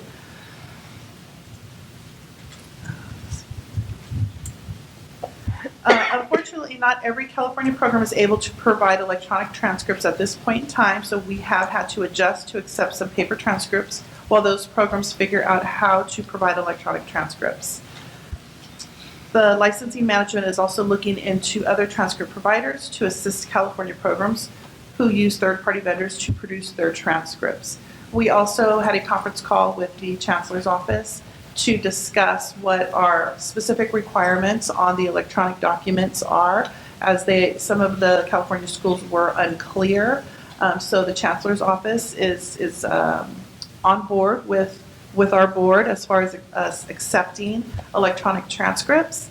And they will be also disseminating information to their California programs so that they can get them assistance if they need help with uploading and providing us with electronic transcripts as well. They were also concerned with security measures, which we did provide them with all of that information, as our cloud service is the department's cloud, and it does have firewall security measures associated with it. Which chancellor's office were you in contact with? The CSUs, sorry. CSU. This will, us working with the third-party vendors will also assist the board in being able to accept electronic transcripts from out-of-state programs. This additional change will help streamline the endorsement application process to be consistent with California application process. And below is some data regarding the average time to process a California graduate's application from the point the school requests the Cloud Drive email link to the completion of evaluation to determine exam eligibility or identify deficiencies. The process that we currently have in place for our California schools is usually within a week of their graduation. They will request a link. We will send the links out to them. Usually within 2 weeks or so, they will provide the transcripts to us for processing. So from the time the school requests the link to when BRN receives the electronic transcripts, we figured it's approximately an average of 12 days. From the time the BRN receives the transcripts to the assigning of those transcripts to an evaluator for processing is an average of 3 days. And the time it takes to evaluate the transcripts and complete the processing of the application is an average time frame of 1 to 2 days. And then the total days from submission of transcripts to exam eligibility or deficiency identification is 16 to 17 days on average. So as you can see, the electronic transcript process has been very successful for our board. We're able to track the transcripts a lot more efficiently. We're not misplacing transcripts. They're not getting put into separate files. And this process has pretty much been seamless and paperless for our California graduates. So we are definitely trying to move forward and push this on to for our U.S. Students, our U.S. graduates, as well as our endorsement applicants. Christina, let me interrupt you right now. Right now, you all should be clapping. Yeah. Come on. You can do better than that. We've gone from 175 plus days. We're talking 6 months, 8 months, sometimes a year. When I came on board, I was getting calls from legislators, from the public, community partners, nurses, potential nurses, new graduates couldn't get hired, right? We had nurses that could not retire. So now we have gone from 100 plus days to what she just explained was almost 2 to 3 weeks. 3 weeks. 3 weeks. Come on. This is definitely, I believe, a best practice that can be implemented across the country and other boards, right? So we need to toot our horns on this. I'm sorry. Go ahead, Christina.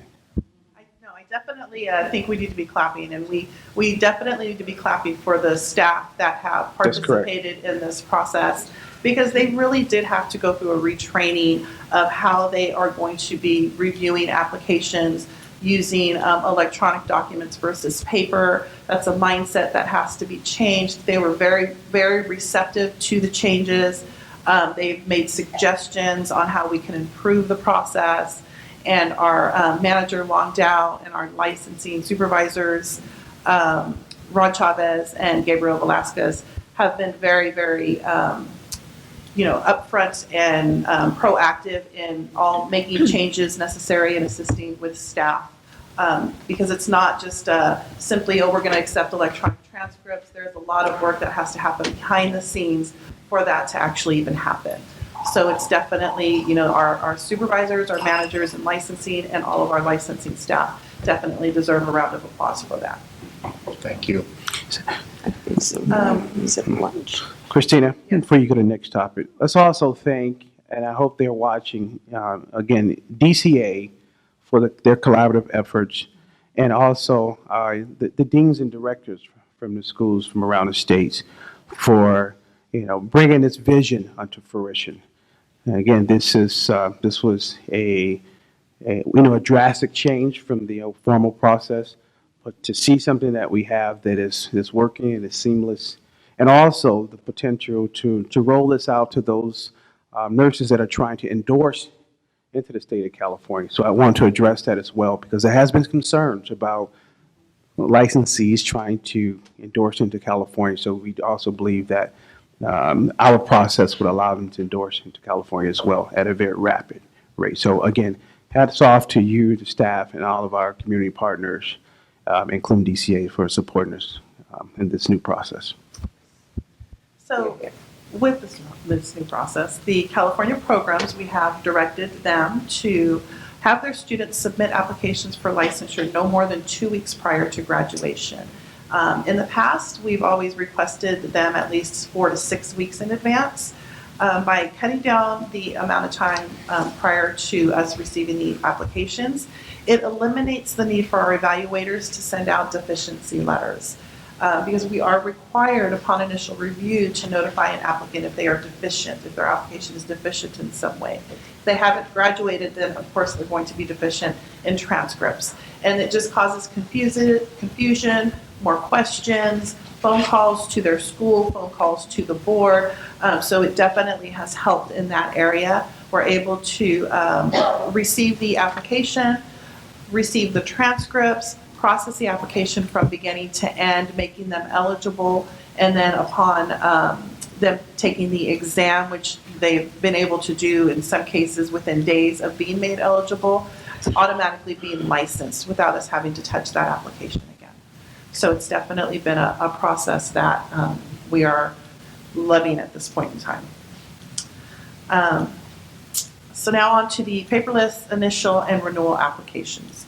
So Dr. Morris has tasked the licensing management on exploring the options to move forward with only accepting online initial exam, endorsement, and all renewal applications. The licensing and renewal management and subject matter experts have been meeting to discuss and identify the steps necessary to move towards only accepting online applications. It has been determined that in order for this to occur, we would need to make changes to the current online application questions, instructions, and renewal notification documents. We will be working with DCA's VIAs to discuss more customer-friendly online application options and notification methods. We have actually met with them. We've discussed some options. They are they're very excited that we're moving forward to try to go all paperless with our initial and renewal applications, and they're very supportive of our efforts. So they do have some ideas that we have been working with them on, and we will hopefully be bringing you more information in the coming months.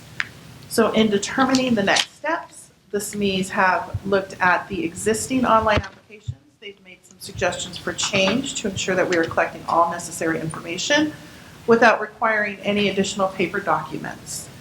The current online application process includes submission of some paper documents. Additionally, our SMEs have determined that our application instructions require updating to provide more detailed and clear instructional information. The redesign of the online application will be worked into existing Breeze release schedules. In determining the necessary changes, management and SMEs have been reviewing the current DCA Breeze release schedule and mapping out a plan for implementation.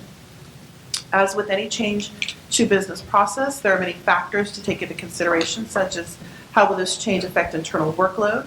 How will we ensure that we are monitoring and addressing all applications received? Updating of procedure manuals for staff, additional staff training, and how will our applicants and licensees be notified? Even though we currently offer online applications and moving forward, we need to ensure that we have the internal business structure to support only accepting online applications.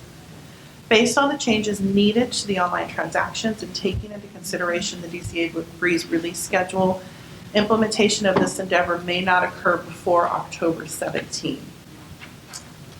These changes must also take into consideration the upcoming fee increase, as the fee increase requires changes to all applications and accounting codes. Our SMEs are working to coordinate the changes happening together, as some updates are dependent on others. Additional notification to our applicants and licensees will begin soon, with information that will be posted on the board's website encouraging their use of the online services.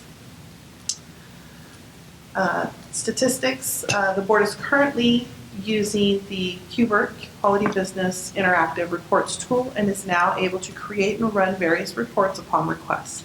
We run specific reports on a weekly basis to review pending applications by receipt date. This report assists us in ensuring we are meeting our regulatory timeframes of the initial evaluation within 90 days. We have recently compiled a report outlining our processing times, and that is attached for fiscal year 2016 and 17, July through December. But please note that the November and December numbers are not complete, as the board is currently working applications within those 2 months.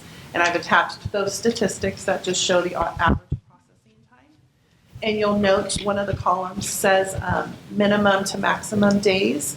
Of course, that is the minimum number of days and the maximum number of days. And some of those maximums can be a little high. And what we've discovered is that it's potentially typos within the system from staff putting in a wrong year or wrong date when they are typing in the initial evaluation date. If they hit a wrong key, then it of course will skew stats. The reports that we've created, we're able to identify those and determine if it is an actual error or if it is an actual date. So with the creation of these particular reports here, we've been able to identify that. So we do have some cleanup that we're working on, and some additional training for staff to ensure that they are putting correct dates in, so that our statistics are not skewed. Are there any questions? I have a question, Christina. It's a great report and great work. Thank you. But my question to you is, you said you were down, I believe, 5 positions? So we actually were trying to hire limited term staff to assist us. So even though we say 5 positions, we count those limited term staff in there, but we actually don't have those positions. So our true permanent staff vacancies within the licensing unit is actually, we have a program technician and 1 support staff, and we have, actually just 1 support staff. We just filled 2 positions within our licensing unit. So it's our support staff position, which is a permanent position. And we do have a supervisor that has taken another position, so that position will also become vacant within the next month. Okay, because my question to you was, if you had all those positions filled, how much faster even could you do this? Well, we currently, possibly a little faster. Currently, we have 5 staff that the department has loaned to us to assist us. And the limited term staff that we were trying to hire were to replace those individuals, because we only have them on a limited basis. They are actually from another area within the department, and they've been on loan to us for several months. And we appreciate all of their help, but we would probably be at this point in time working at the same pace as we would be as we hire those positions. We would be releasing some of those additional help staff that have been loaned to us. Thank you. Mr. President, a question. So on the paperless renewal item, do you have a built-in part of that process? So let's say you come up with what you think will work in Breeze. Is there going to be a specific test done before it gets implemented anywhere? Everything that we do now is tested before it gets implemented. So we currently accept renewals online. Our current online renewals is approximately 76% of our renewal population is online. So what we're having to look at is the notification part. The online renewal part of it functions and it works. So we don't really need to make any changes to that particular area. The change that we're going to have to make is to the notification, which is the paper renewal notification. And that's the main part of the change for online renewals that's going to happen. The notification to the nurse. To the nurse, to the licensee. That they need to do. Yes. Their renewal. Yes. So every month we send out, and our notices go out 90 days in advance. And every month we send, the department sends out approximately anywhere from 18 to 22,000 notifications to licensees, informing them that, your renewal is coming up. So that's the part and it's like a 6-page renewal notice. So there will be definite cost savings there. So we're looking at eliminating, sending out the mail. Yes. The mail portion of it, you're looking at eliminating it, and you're moving towards email. Well, Email notification, online notification of nurses that your renewal is due. Are they also looking at text messaging? Put that on the agenda. Put that on the table. Email notification is actually, I believe, a work authorization that the department has submitted on behalf of all of the boards that are currently in Breeze. And that would potentially be a notification letting them know that their renewal transactions are open. That I don't know where in the pipeline it is. Still mail. It is some, I think, months down the road, if not up to potentially a year. What we're anticipating doing at this point in time is creating a postcard notification, which would be a lot less cost for the board, and it would be a cost savings for the board, and it would be a smaller postage fee to send out a postcard notification until the email notification is up and running. This will also allow those that have not been renewing online to get to that point to renew online. An email notification is only good if the individual already has a Breeze account created in the system. So until we get to the point where we have 100% participation of our renewal population renewing online, an email notification, we would still need to send out some sort of paper notification. Okay. And just give me an idea of what the test sample number would look like, if you know, or something like that. I actually don't know. It goes through the department, and we usually will initiate several records, a number of records, and it's the printing. It's just ensuring that the printing of the document itself is connected to the specific transactions, because the renewal transactions themselves are already in place. So it's just ensuring that the data gets to the printer and is printed correctly. So based on the fact that 76% of the renewals, that the nurses are doing their renewal online already, whatever issues might exist for that process, we already know. Yes. Okay, thank you. Is there a way of putting some kind of a link on our website of pay attention to this site or link this site? Think changes are coming, so people that know that to look here specifically for that information? Yes, that is actually our plan. As we move forward to go more paperless and push our initials and our renewal applications online, we will be creating some information to post on our website, specifically directing them so that it's updated on a continuous basis as we move forward. I appreciate that, but I'm suggesting that be done in advance earlier, like Yes, now that this is being looked at, pay attention for future. Barbara, we are working with DCA, it's recently to create a campaign to not only put that on the social media sites and also the website to alert the nurses that is coming. even if you had a link saying something's coming, pay attention. Yeah. We're starting that now. Thank you. Yes. Have you looked at our I've been trying to, website? I've been doing that, and I've been trying to sign We up have for the an- last 10 times. It does not so easy. I'm trying. I go through the schedule. Any public comment? No public comment. We're going to take a break. 10-minute break. Okay, so,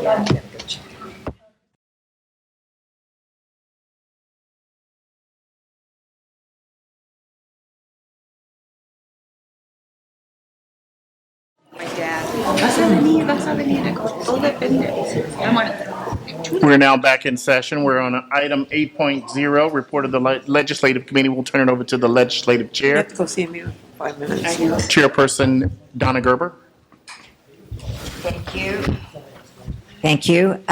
Okay, so let's start with our report from the Legislative Committee to the Board. Just as way of introduction, you know, this is the beginning of the legislative process, so needless to say, we don't know what all the legislation is that's going to be introduced right at this moment. So you'll see that we are reporting on a few bills that we know we have an interest in. I think for the purposes of moving forward, my recommendation to the board is that we simply watch these bills because there's no point in trying to figure out what position to take on them at this moment. We actually don't even know what they're really going to look like in the end. So hopefully this will be a relatively brief report, and then we can move on. There's also, I understand from Kay, our staff, that there are a couple of bills that just hatched that she is going to just notice us about. One of them we will have, I know, a big interest in, but we'll mention those, and then hopefully we can just quickly go through the agenda items in a brief way, time-wise. So, Kay, please Thank you. go ahead. Good morning. I'm Kay Wynecombe, a nursing education consultant and the liaison to the Legislative Committee. Good morning. Can you hear me? I'm Lorraine Clark, a legislative analyst for the board. And just to quickly explain my role, I will be working with Kay to track new legislation and ensure that it meets supports the board's mission.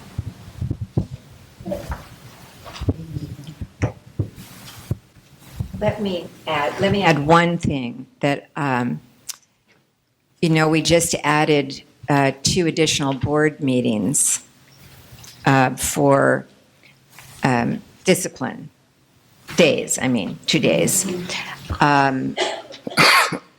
One thing we might want to do for the additional day that's in the first half of the year, if it's in April or whenever, is because of the legislative calendar, we might want to also piggyback a legislative committee meeting on that extra day as well. So just heads up to the committee members and the staff. Okay, great, thank you. All right, we'll proceed with agenda item 8.1. That's to discuss bills of interest to the board and adopt positions on the bills that are introduced during the 2007-2018 legislative session. What Donna just referred to, I'll mention them now because it's just... We have a hard time hearing you, Kay. Can you speak a little louder? Or can we adjust the mics, please? Is this better? Is it on? Is it on? They're not Green on light. yet. Is the volume up on them? It is. Okay. You have to speak close to it. Can you tap on it to see if the mic is on? It's It's on. on. I'm sorry. Closely. Use my theatrical skills. There you go. Okay.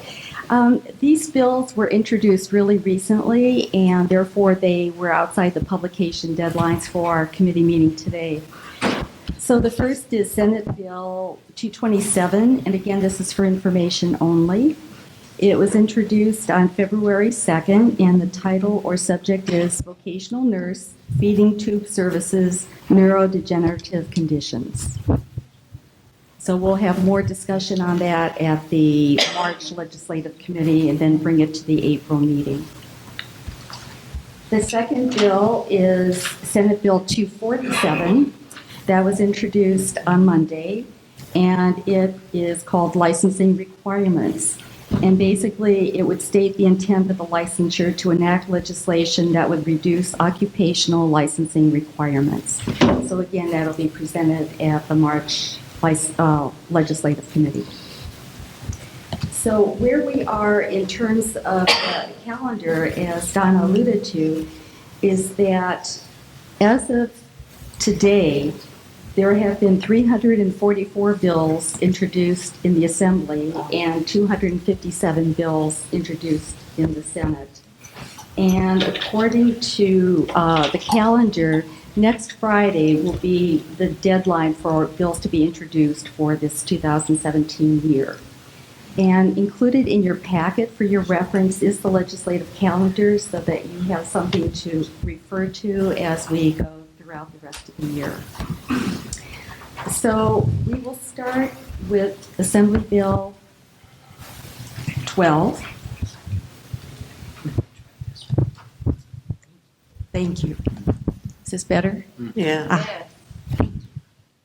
Okay. Assembly Bill 12 is Assemblymember Cooley's bill related to state government administrative regulations review. Existing law authorizes various state entities to adopt, amend, or repeal regulations for various specified purposes. The Administrative Procedure Act requires the Office of Administrative Law and a state agency proposing to adopt, amend, or repeal a regulation to review the proposed changes for, among other things, consistency with existing state regulations. A similar bill, Assembly Bill 12, was presented during the 2015-2016 session, so that's why it may sound familiar to you, but was held in the Senate Appropriations Committee.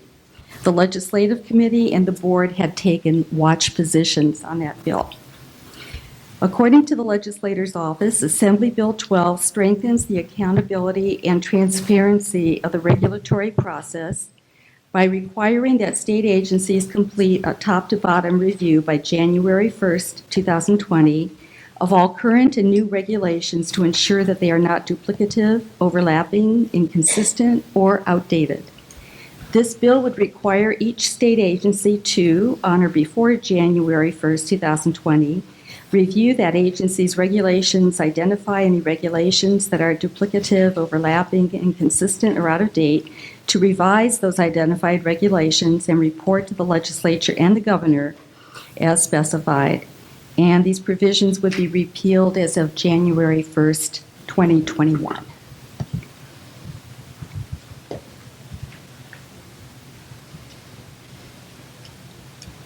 Just to expedite the process, what we're going to be recommending to the board is that our position on all of these items before us today be a watch. So let's just put that out there, and I think the easiest way to handle it is if anybody objects to that, make your objection known. Otherwise, the position will be a watch for today. The second bill then is Assembly Bill 40, Assemblymember Santiago's bill related to the Cures Database Health Information Technology System. Existing law classifies certain controlled substances into designated schedules. Existing law requires the Department of Justice to maintain the Cures Database, otherwise the Controlled Substance Utilization Review and Evaluation System, for the electronic monitoring of the prescribing and dispensing of Schedules 2, 3, and 4 controlled substances by a healthcare practitioner authored to prescribe, order, administer, furnish, or dispense a Schedule 2, Schedule 3, or Schedule 4 controlled substance. Assembly Bill 40 would allow health information technology systems to integrate with Cures for the purpose of automatically querying Cures on behalf of a Cures registered user. Existing law doesn't allow this integration.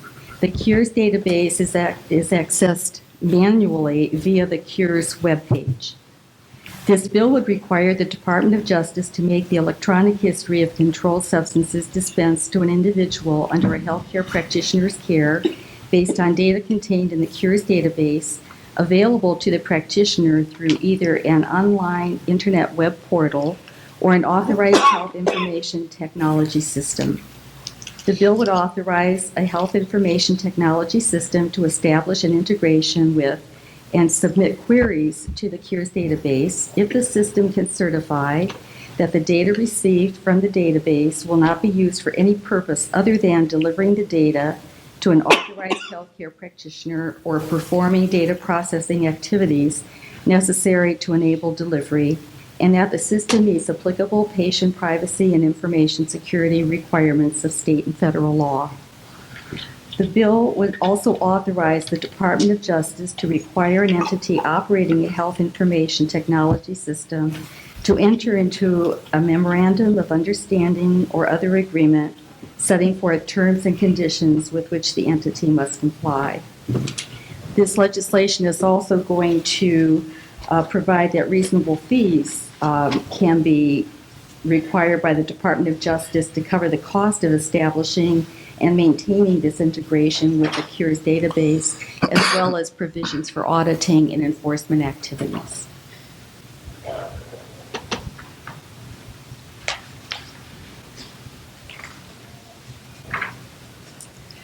Can I just ask a question on that bill?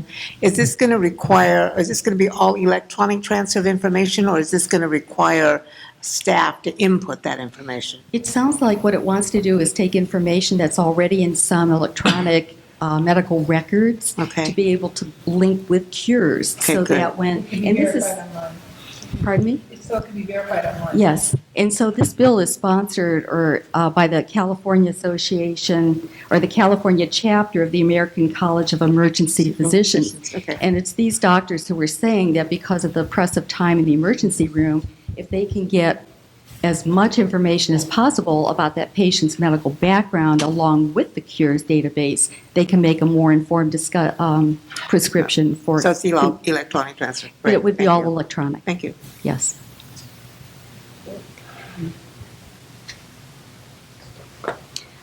Assembly Bill 44 is Assemblymember Ray's bill along with 9 Assembly co-authors and 1 Senate co-author.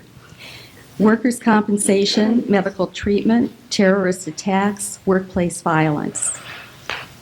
Existing law establishes a workers' compensation system administered by the Administrative Director of the Division of Workers' Compensation to compensate an employee for injuries sustained in the course of his or her employment. Existing law requires every employer to establish a utilization review process and defines utilization review as utilization review or utilization management functions that prospectively, retrospectively, or concurrently review and approve, modify, or deny, based in whole or in part on medical necessity to cure and relieve, treatment recommendations by physicians prior to, retrospectively, or concurrent with providing medical treatment services. Existing law also provides for an independent medical review process to resolve disputes over utilization review decisions as defined. Existing workers' compensation law generally requires employers to secure the payment of workers' compensation, including medical treatment, for injuries incurred by their employees that arise out of or in the course of employment. Existing law prohibits aggregate disability payments for a single injury occurring on or after April 19, 2004, causing temporary disability from extending for more than 104 compensable weeks within a period of 2 years from the date of commencement of temporary disability payment. Existing law permits aggregate disability payments for certain injuries or conditions, including but not limited to amputations, severe burns, and high-velocity eye injuries, to be made for not more than 240 compensable weeks within a period of 5 years from the date of the injury.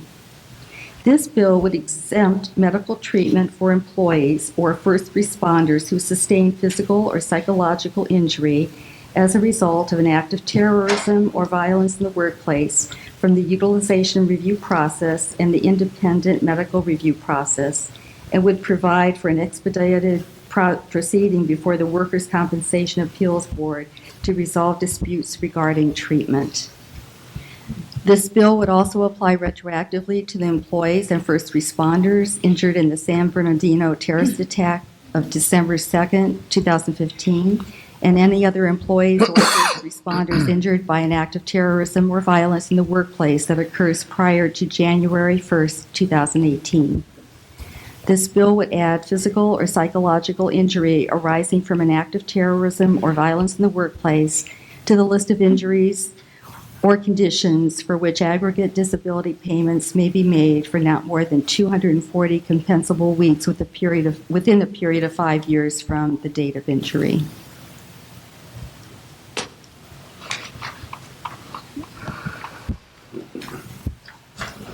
Assembly Bill 77 is Assemblymember Fong's bill related to regulations, effective dates, and regulatory review. The Administrative Procedures Act governs the procedure for the adoption, amendment, or repeal of regulations by state agencies and for the review of those regulatory actions by the Office of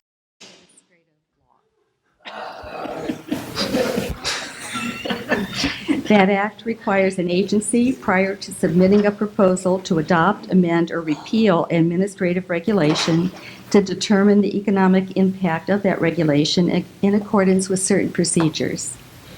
The Act defines a major regulation as a regulation that the agency determines has an expected economic impact on California business enterprises and individuals estimated to exceed $50 million. The Act requires the office to transmit a copy of a regulation to the Secretary of State for filing if the office approves the regulation or fails to act on it within 30 days. The Act provides that a regulation or an order of repeal of a regulation becomes effective on a quarterly basis as prescribed, except in specified instances, including if a regulation adopted by the Fish and Game Commission requires a different effective date to conform with federal law. According to the Legislator's Office, Assembly Bill 77 provides the process and mechanism needed for greater checks and balances to ensure elected representatives can more effectively referee state agency regulations that have significant cost implications for families and businesses in their district. The bill would require the office to submit to each House of a Legislator for review a copy of each major regulation that it submits to the Secretary of State. The bill would eliminate the quarterly schedule pursuant to which regulations and orders of repeal become effective, as well as provisions specifically addressing the effective dates adopted by the Fish and Game Commission.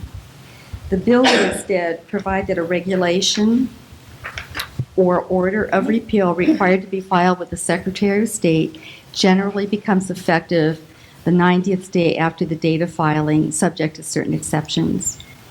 The bill would add another exception to those currently provided that specifies that a regulation does not become effective if the legislature passes a statute to override that regulation.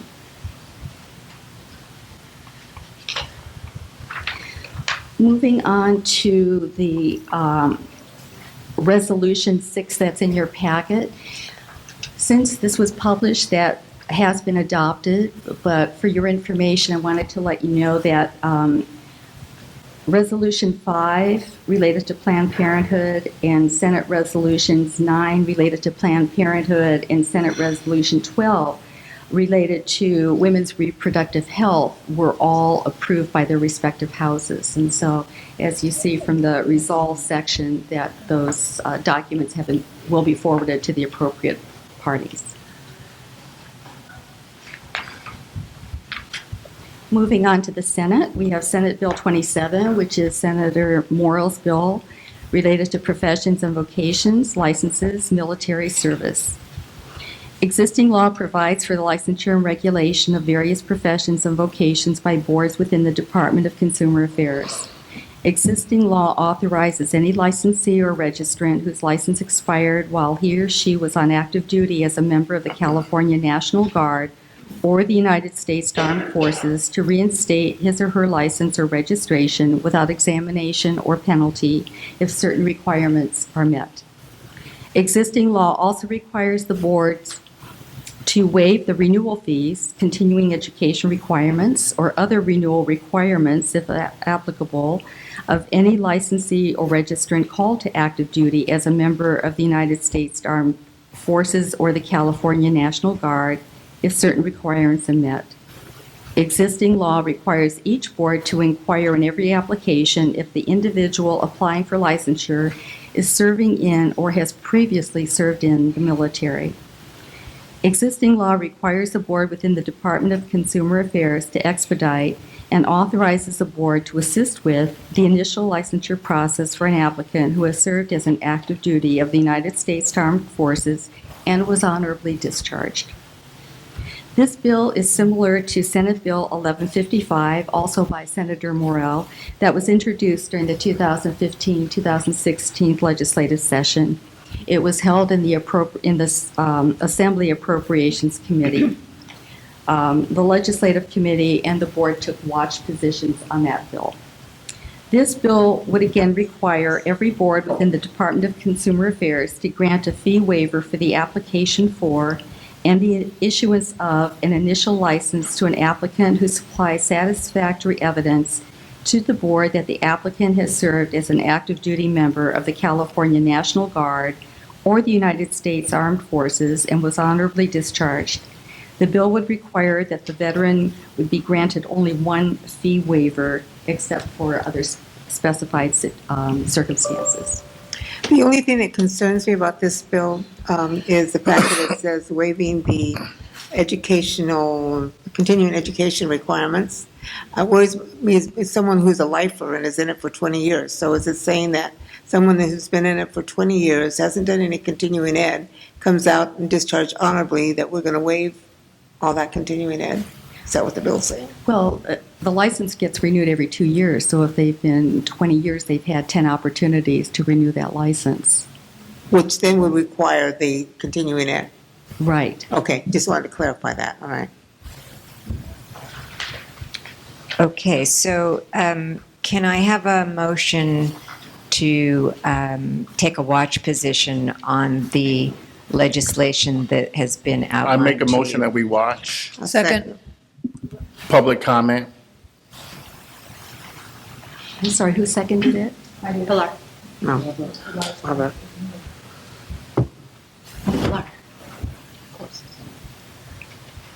Okay. You want to call the? Good morning. She's got a public comment. Yes, Geneviève Clapper. On AB 44, I will prefer to support rather than watch. The workman's comp system is totally in a shambles, and even so that bill only focus on what happened in San Bernardino. It's a good beginning to force them to look at workman's comp, because what's going on is just despicable. And for your reading pleasure, I wrote three articles from newspaper with my response all published. I think I would have preferred support. Thank you. For clarification, we will look in committee at all of these bills more closely when we next meet in March, because the bills will any amendments and changes and what have you will at least have started at that point, and we'll get a better idea of what the total bill is ultimately going to be. So we will revisit the bills that we're taking a watch position on today. Any other public comment? Seeing no other public comment, we'll call for the question beginning over to the right. Pilar Del Cruz Reyes, yes. Imelda Seja Bedgood, yes. Donna Gerber, yes. Michael Jackson, yes. Elizabeth Woods, yes. Randy Phillips, yes. Yes. All right. Okay, so the next two things on the agenda, 8.2 and 8.3, are really just provided for your information, not really for decision-making of the board.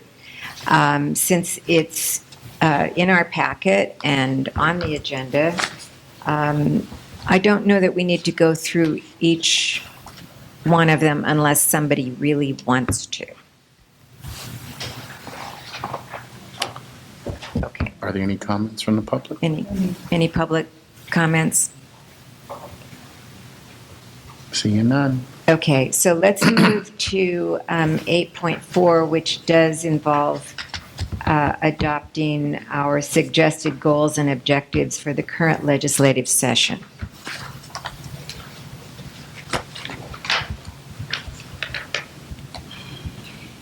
In your materials, you'll notice that any changes have been identified by italic print or strike-throughs.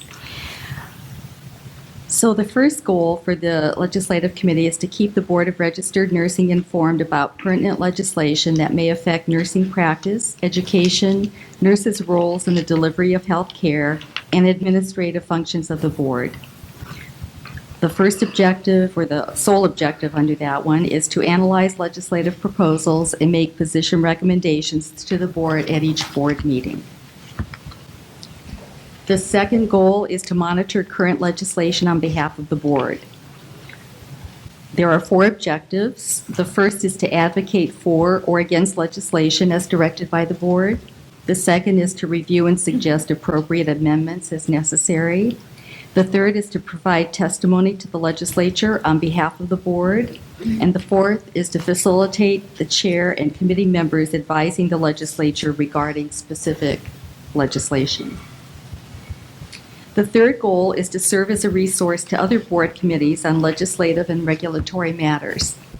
And the objective is to assist other board committees in reviewing legislative and regulatory proposals. The fourth goal is to enhance the board's process to proactively identify legislation that potentially impacts nursing and the board.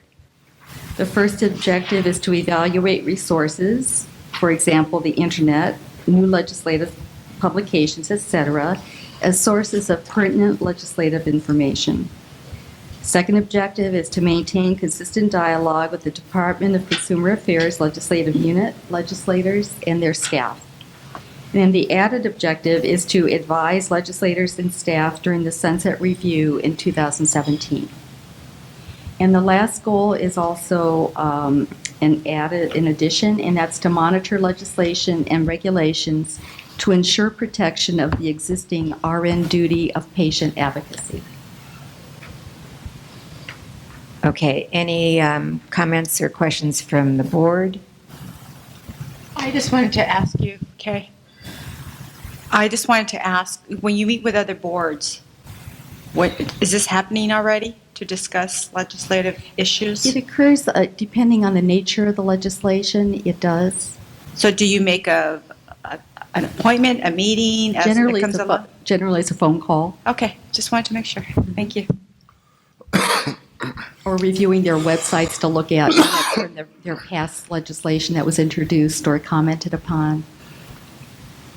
And any comments from the public on the Motion. suggested goals and objectives? Since it says adopt. Can I have a motion to adopt? I make a motion that we adopt. Second. Any public comment? Seeing none, call for the question beginning on the right. Laura De La Cruz Reyes, yes. Imelda Ceja Bedquez, yes. Donna Gerber, yes. Michael Jackson, yes. Elizabeth Woods, yes. Randy Phillips, yes. Barbara Yaroslavsky, yes. All right. That concludes the portion of the Thank you, Kay. Legislative Committee report. And welcome, Lorraine. Moving on to item 9.0, report of the Intervention and Discipline Committee. It would normally be chaired by Board Member Klein, but she is absent. Is there anyone else that sits on that committee? here? Imelda Ceja Bedquez for Cynthia Klein. So items 9.1 and 9.2 and 9.3 is for information only. So 9.1, complaint intake and investigation update and statistics. Good afternoon. Good afternoon. My name is Joseph Pacheco. I am the enforcement chief in charge of complaint intake and investigations. We'd like to welcome you. Thank you very Since much. this is your first time with us presenting to us, we'd like to welcome you. The board welcomes you. Thank you very much. Thank you. I'll start with complaint intake. Working with DCA's Breeze staff, a large number of the management information reports are being developed to monitor the complaint intake process and investigation process more closely. These reports are designed to identify average case times for all key complaint resolution milestones from initial receipt to investigation and throughout the disciplinary process. The design and programming of these reports are currently complete, and the reports are in the final testing phase, many of which are, at the time of the writing, they were in the testing phase. Many are finished as of today, and a few are still in the final testing phase. All of these reports should be ready for production use by March 1st. Management is currently updating and rewriting the complaint intake unit policies and procedures. Unit policies and procedures will specifically address the timeframe expectations for each processing milestone. Complaint intake management is also developing a management workload review plan, which will incorporate the use of all the new Breeze reports data to track and monitor timeframe milestones, as well as monitor individual and group productivity. The complaint intake unit is currently in full compliance with DCA CPI guidelines. Training has been provided to the key complaint intake staff responsible for referrals to investigation, and all investigation case referral recommendations are based on the department-issued CPI case referral guidelines. Management is developing a database to track all internal and external training courses for all BRN staff. This will assist the managers in ensuring that all of our staff have the training needed to do their current jobs, as well as promote professional development and help them in promotional opportunities in the future. The complaint intake staff, all of them have attended the Breeze enforcement course. Also, our expert witness program is currently being revised to include an updated training program and training materials. We've developed an insert for our renewals, in our renewal notices, in an effort to recruit additional experts. BRN has met with the DCA's Public Information Office, and we're currently developing a formal recruitment campaign for expert witnesses. We currently have 195 active experts across California, but we are in very high demand for RNs with experience in laser Botox cosmetic, nursing, nurse anesthetists, nurse midwives, and nurse practitioners. Anyone interested in becoming an expert for the BRN in our enforcement process, our materials for the board and which are published online have a link to the application, and online we'll also have some criteria we're looking for our potential experts. Complaint intake statistics. As of January 27th, the complaint intake unit has received year-to-date 4,902 complaints. The number of complaints pending in complaint intake are 1,234. The pending arrest and conviction cases are 905, and complaints over 1 year old are 30 as of that time. Are there any questions about the complaint intake report? No question. All right, I'll move on to investigations. The Northern California Supervising Special Investigator position is currently vacant. The recruit for the replacement is currently active, and we hope to have this position filled soon. It is dependent on budgetary constraints. All other special investigator and support staff positions are currently filled. The BRN investigation unit currently has no unassigned cases. Each investigator has, on average, approximately 25 cases in their workload. Similar to the complaint intake unit, management is currently updating and rewriting the investigation unit policies and procedures. The unit policies and procedures will specifically address timeframe expectations for each stage of an investigation case. Additionally, investigation management has developed its own management workload review plan, which will incorporate the use of all the new BREEZE data reports and also EARS reports from another system we use as EARS to track and monitor our timeframe milestones, as well as monitor and track individual and group productivity.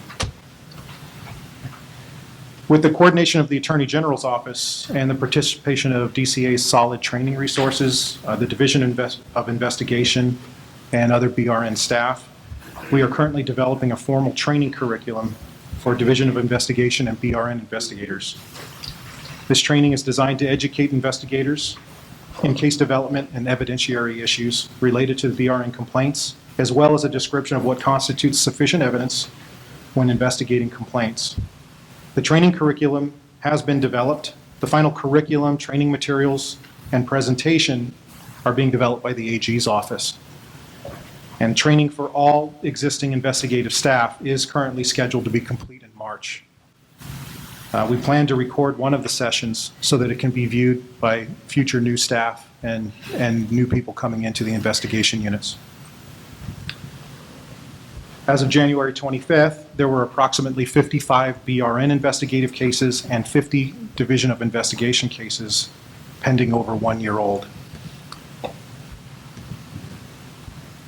The investigation statistics are in the board materials. I can focus in on the latest available data from December 2016. BRN investigations had a total cases assigned of 482 cases. At that time, we had 32 unassigned cases. Average days to case completion was 228 days. And average cost per case was $2,626. In December, the BRN investigation unit closed 46 cases. At the Division of Investigation, they had 290 cases assigned. 52 of those were unassigned or 52 cases were unassigned to investigators. Average days to case completion was 353 days. Average cost per case was $8,115. And cases closed was 26 that month. It should be noted from the committee meeting last month and this meeting, the board did receive on January 13th a memo from the Department of Consumer Affairs Division of Investigation updating cost recovery rates for the 2016-2017 fiscal year, and their cost recovery rate did increase from $169 an hour to $175 an hour. And the final cost for Division of Investigation on this report is slightly different than the committee meetings report. Any questions on investigations? I have a question regarding the training. Yes. How often do they have to train? So they get all trained, do they have like a renewal or every year, do they have like an updated training on certain topics? We're planning on performing this training on a biennial basis. At a minimum, try to do it every 2 years. That's our hope. So it is designed to do on a repetitive basis. Well, that's good. Good. Things change. Yes. So, thank you. Yep. I do have a question. Yes. Is there some type of a triage that you do as far as the different cases are concerned? Perhaps putting nursing practice issues ahead of other ones? There is. The CPEI guidelines very, very clearly identify which cases are urgent or high priority or routine. Patient death, patient harm cases are in that high and urgent priority, as well as issues regarding other patient safety issues are also in the urgent and high. So the CPEI guidelines actually take into consideration the cases that are more likely to result in patient harm are in that urgent and high category. Thank you. You're welcome.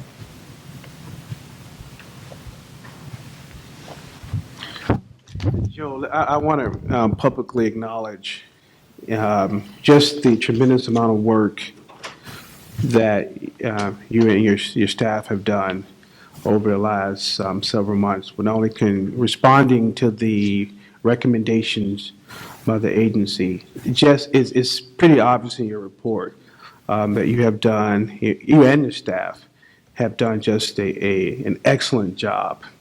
And when the complaint intake unit, so thank you, for your diligence and your commitment to the board and the work that you're doing.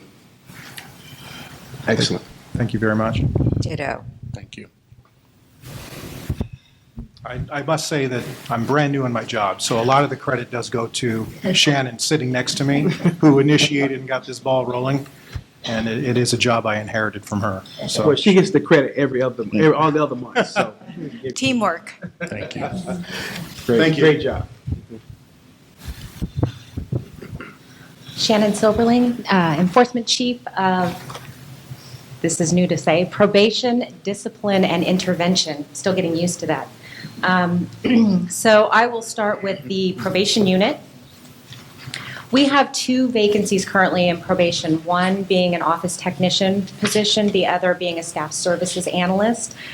We thought we were going to be able to fill the staff services analyst position, but unfortunately, due to the budgetary constraints, we probably will not be able to fill either of those positions until the new fiscal year in July. We are currently utilizing 2 other staff to assist in probation. We have 1 office technician that we've borrowed from investigations, and we have 1 staff services analyst that we borrowed from the discipline unit to help out in probation. So 1 is actually functioning as a probation monitor currently, and the other is assisting with the support staff. We have 2 staff that are currently working with Solid at DCA. They will be conducting the probation monitoring course for the Enforcement Academy. BRN has participated in this in the past and have had staff fully involved with the probation monitoring piece for Enforcement Academy. We are working on streamlining the probation processes to include online electronic forms for the probationers. We're also looking at possibly electronic signatures for documents that need to go to the Attorney General's office. Also possibly utilizing the cloud to transmit documents to the Attorney General's office in hopes to save time and money for the BRN in moving our cases along more efficiently.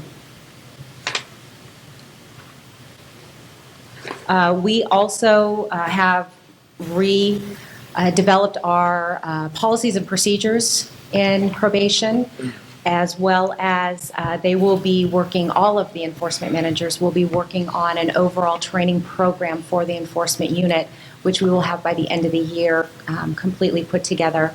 The probation manager has also developed a monitoring plan for staff, as well as the reports that Joe had mentioned earlier that were designed and developed to assist the probation manager in monitoring staff and case movement. Currently, we have 1,231 active probationers. We have 361 that are told, for a total of 1,592 probationers. The average caseload of the active probationers per monitor is 136. However, if you take the total, it's about 176 per monitor right now. We have 65 early terminations and 12 modifications of probation cases that are waiting to be heard and come before the board. Are there any questions on probation? Mr. President, I have a question. I noticed that you break it out into southern and northern regions. Is there a way that we could get the central part of the state information? Because we connect you guys, I keep telling you that, but we never show that. We do use region now with Breeze, so that is a field that is populated now when the complaints are open, so we will be able to get that information for you if you would like. We can break it out by region. It would be helpful. It'd be nice to know. Thank you. Any other questions? Okay, we'll move on to the discipline unit. We currently have an office technician position that is vacant, and as like all the other vacant positions, due to budgetary constraints, we can't fill that position until July of the new fiscal year. We currently have one of our staff who has been working with Joe and myself on the audit recommendations. So he has been removed from his caseload and has been working diligently to help design and create all of the reports. He's been attending meetings with us, and he's been a great asset to us during this whole process. And so he will continue to work with us throughout the year until we have completed all of the recommendations for the audit. Shannon, let me interrupt you so that we have an idea of this reports that you're referring to. Just give a little bit more detailed information about the reports. How many reports and what's the whole purpose Between of it? all of the enforcement units, one of the recommendations of the audit was to determine the amount of time it would take for each of the milestones in the case movement process. So we identified all of the milestones of the case movement as it goes from the time it is received by the board, from the time you vote on it and it gets adopted and becomes effective. We have identified over 50 reports, and so this month we will be determining what those milestones are for each of those. We will supply those milestones to Solid, which has done a complete mapping of our case movement process for complaint intake, and then the managers can then identify based on those averages where within that case movement process we can maybe eliminate time to get the cases moving quicker. And then that way it will create a baseline for us moving forward to report to the board on the improvements and efficiencies that we are able to make in the enforcement unit. Thank you. Great job. Thank you. You're welcome. The discipline manager has also revised the policies and procedures within the discipline unit and created a monitoring plan for the analyst within that unit. A couple of the reports that we are currently looking at are the AG case aging report, which tells us how many cases are at the AG's office currently, how many are pending without an accusation or pleading, how many are over a year old. It gives us the entire age, so we're able to track that better now with our Qbert reports that were developed through the Breeze data. We are also looking at some other reports for the discipline manager to monitor staff, and she has created a plan that will be implemented by March 1st. Some of the stats, I have stats here, and some of the stats that I'm going to be adding based on the new reports that we have available now are the number of cases that we do have at the Attorney General's office, the amount of cases that we have that are over a year old, how many cases are pending hearing, and also how many cases are over a year old without a pleading. So I will begin reporting that at the next committee. Thank you. Can we have them according to, patient harm? I mean, you're talking about the separations earlier. So can we have it by categories? I can break out the three categories, which would be the routine, the high, and the urgent. So based on those, we can get a report that will tell us how many are pending that and which category they fall in. That'd be great. Yes. As of January 24th, 2017, we had adopted 711 cases. We served 515 pleadings. We revoked 69, and surrender signed by the EO were 137. I'm also, in the future, going to break these numbers out. The decisions adopted between the public approvals, surrenders, revocation, and probation cases. So you can see how many are actually adopted and which direction the board has taken with those cases. That'll be good. Great. Yeah. Thank you. Any questions for discipline? Good job.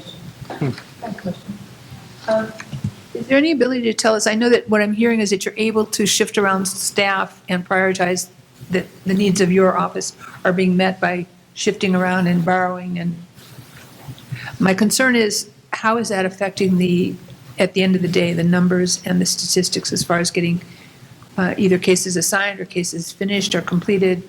Is it affecting timelines?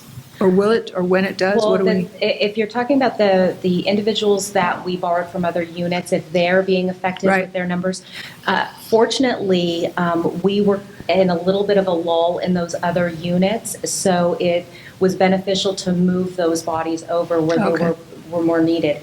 It helps those individuals gain a better knowledge of the enforcement unit as a whole.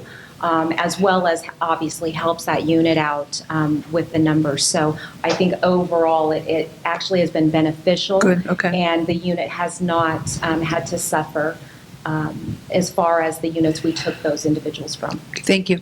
You're welcome. I also want to point out too that one of the attachments that we added this time, we had talked about adding at the last committee meeting, is the enforcement measures report. This report actually reflects enforcement overall between Joe and I's units. So if you look at the attachment that was included, the average time total for the last 6 months from fiscal year beginning July 1, 2016 to now, complaint intake was only at 6 days, and that's with no AG, no hearing obviously, 6 days open to close.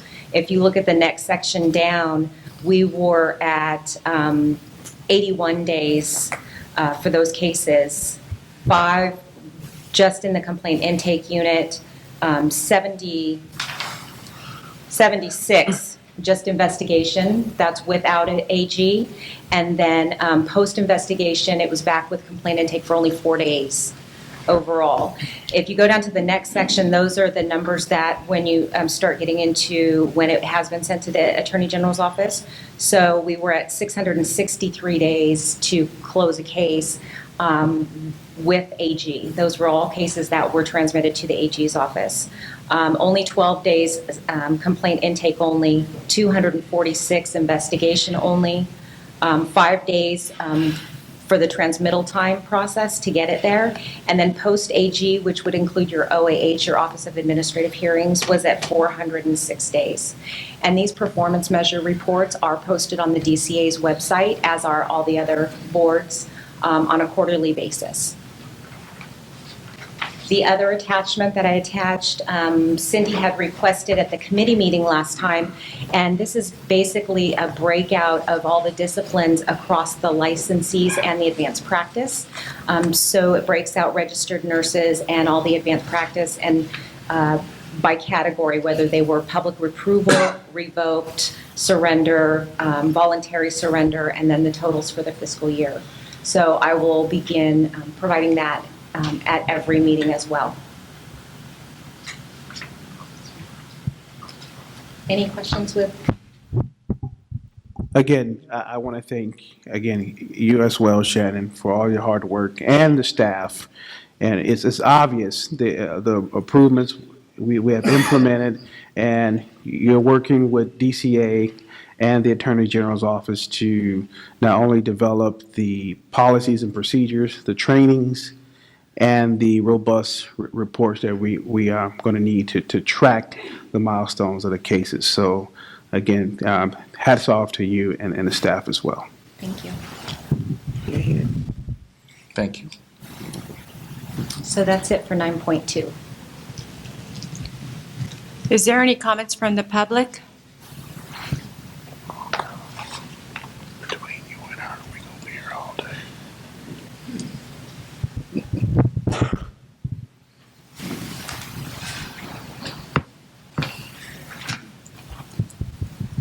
Good afternoon. Can you hear me? Yes. Okay. Yes.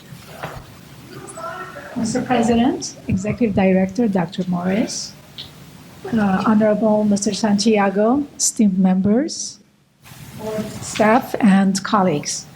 My name is Salpia Karagian. I'm from UCLA Health, and currently I hold 2 positions. One is Director for Nurse Credentialing, and the other one is for International. My comment is an appreciation to Ms. Caraway, nursing consultant, education consultant, and her team.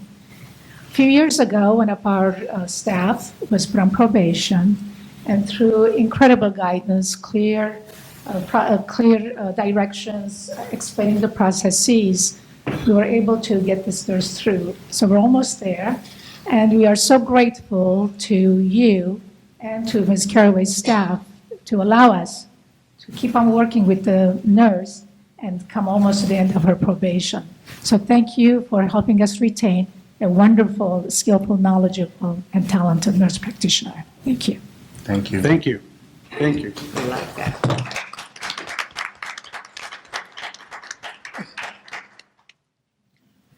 Are there any other public comments? Board comments? Seeing none, we'll move on to item 9.3. 9.3 is the intervention program. As far as staffing, we have one vacant office technician position. We also have one limited term staff services analyst that will be ending soon. That term will be ending. We are looking at possibly taking the office technician vacancy position and redirecting that as an SSA so we could possibly keep our staff services analyst. So we are in the process of looking at that right now with HR. The program, along with all of the other enforcement managers, the intervention manager has revised the policy and procedures and has created a monitoring plan for that unit, as well as some reports that we identified for that unit to be able to start reporting on how many case referrals actually get sent over. Normally, the report has been just the referrals that have entered the program, but we would like you to see how many referrals complaint intake is actually sending over to the intervention program so you can really get a good idea of the numbers. We can also then determine that milestone with one of the reports so we can tell how long it's taking from the time we're referring it over to intervention till the time it's getting back to the complaint intake unit to continue processing that case and try and make more efficient that time and see if we can shorten that at all. The program updates on November 9th, 2016, Virginia Matthews, the Maximus project manager, provided an educational intervention program presentation for new graduate nurses completing new hire orientation at Santa Cruz Dominican Hospital. The presentation was well attended. The attendees indicated that they appreciated the opportunity to learn about the intervention program. On December 7th, 2016, Stephanie Trum, the Maximus clinical case manager, conducted a round-robin style intervention outreach. And that was a presentation for approximately 70 Sacramento State nursing students.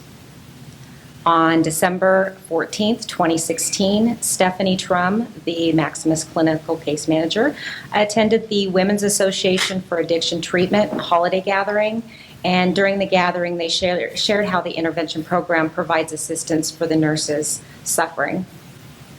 On February 21st, 2017, the intervention program will be hosting the first of a series of approximately 4 mental health ad hoc committee meetings. And the purpose of this committee is to develop best practice strategies to meet the unique needs of nurses with mental illness. And hopefully develop a model rehabilitation plan for use by all intervention evaluation committees. We've listed the names of the committee members that will be part of that mental health ad hoc committee. Dr. Alan Abrams, Dr. Mihran Ask, Diane Christoffels, Jolie Gordon-Brower, Denise Gusti Bradford, Janice Bush-Jones, Michael Mayo. They will all be attendees at that meeting. And I will report on that first meeting at our next committee meeting. I have a question, Shannon. Okay, for the educational intervention program presentation for the new graduates, is that PowerPoint presentation available to us and also for some of those schools that maybe don't have the opportunity to have someone physically there to present? I mean, maybe this is just something that they could present. I can see if it's available in electronic form. Yeah, because, you know, for those schools that actually can't have someone there present, they can show it to their students. So they can help us out. Yeah, I'll look into that. Thank you. For the Intervention Evaluation Committee, there's currently one physician member vacancy in Oakland, and there are 2 RN member vacancies, one in Burbank and one in Orange County. I've also included the statistical report as an attachment, which shows the total intakes completed, 5,217 program to date. And again, that's the nurses who have actually entered the program, not the referrals. That's going to be a much greater number.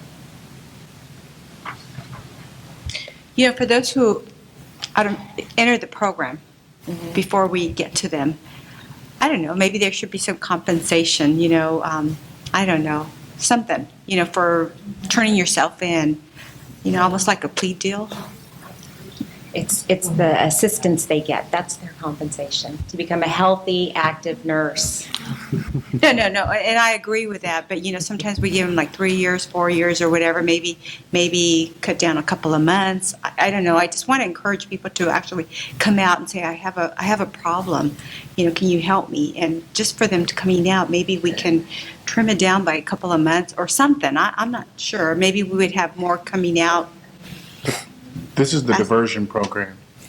So I think doing some more outreach and trying to do as much outreach as possible will hopefully raise some awareness of our program and the successfulness of our program, and you know, have nurses want to come into the program and not be scared to, you know, call and let us know that they do need that help. And that's it for 9.3. 9.3.1 is the evaluation committee new appointments. So I just mentioned the 3 vacancies. We do have 2 candidates for the Burbank and Orange RN vacancies. The first is Elaine Ocampo, and she will be in IEC Burbank number 8, and Judy Van Varick will be our RN member in Orange IEC 4. I make a motion that we accept both members. I'll second that. Public comment? Call for the question beginning on the right. Guadalupe Cruz Reyes, yes. Imelda Seja yes. Donna Gerber, yes. Michael Jackson, yes. Elizabeth Woods, yes. Franny Phillips, yes. Barbara Sasuke, yes. Thank you. And that's it for intervention. Thank you, Shannon. Thank you, Shannon. Excellent job. Thank you. Excellent work. Moving on to item 10.0, we turn it over to the nursing practice chairperson, Franny Phillips. Hi, good afternoon. We'll get started in just a minute with our report. Okay, so moving on to item 10.1, Jeanette. Thank you. This is Jeanette Wackerly. I'm the supervising nursing education consultant from Sacramento. This is a rulemaking process update to vote on whether to recommend continuing rulemaking process for Article 8, Standards for Nurse Practitioners. I'm going to shorten this up a little bit. Is that all right? Mm-hmm. Okay. Yes, please. Jeanette? And if I need to shorten it up even more, I'll let you know. Pardon? I said, and if I need you to shorten it up even more, I'll let you know. Oh, thank you. I'm just going to read that the rulemaking process was for Article 8, Nurse Practitioners 1480 through 1485, with the addition of 2 sections, 1483.1 and 1483.2. Primarily, this has been going through the committee structure for a number of years now, and I think we're close to completion, but we need to do a couple more things. At the last practice committee in October, there was no activity forwarded to the board, but the board in the November 10th meeting, 2016, determined that they did not want to continue the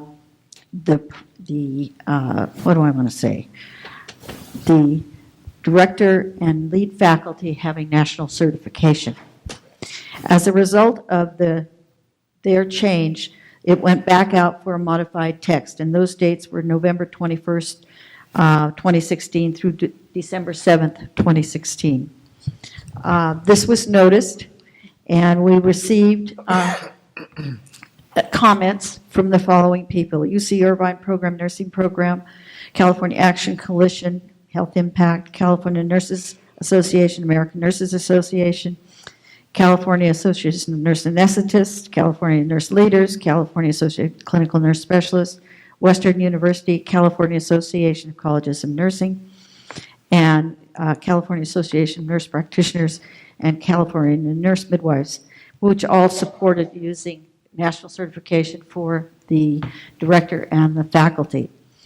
It is my understanding that the next step is for staff, myself, to respond to the comments that I just mentioned from those groups and bring it back to the practice committee for an action.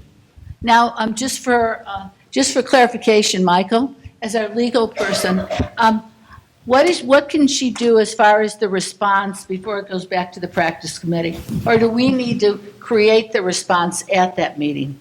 No, staff will prepare the draft responses to the comments, and you can discuss those at the committee meeting if you want to supplement them or modify them in any way before it actually comes to the board for approval. Very good. Thank you very much. Okay, any discussion from the board? Any discussion from the public? Okay, then we'll move on. So we really don't need to, you said we were going to take a vote. We really don't need to take a vote. No, we don't. So my job, I think, is what Michael said. I need to respond and then bring it to the committee for the committee members' response. Thank you very much. So we'll move on to 10.2. 10.2 is a discussion and possible recommendation to create an advanced practice committee. The purpose of the advanced practice committee is to provide recommendations to the board on issues involving nursing and advanced practice.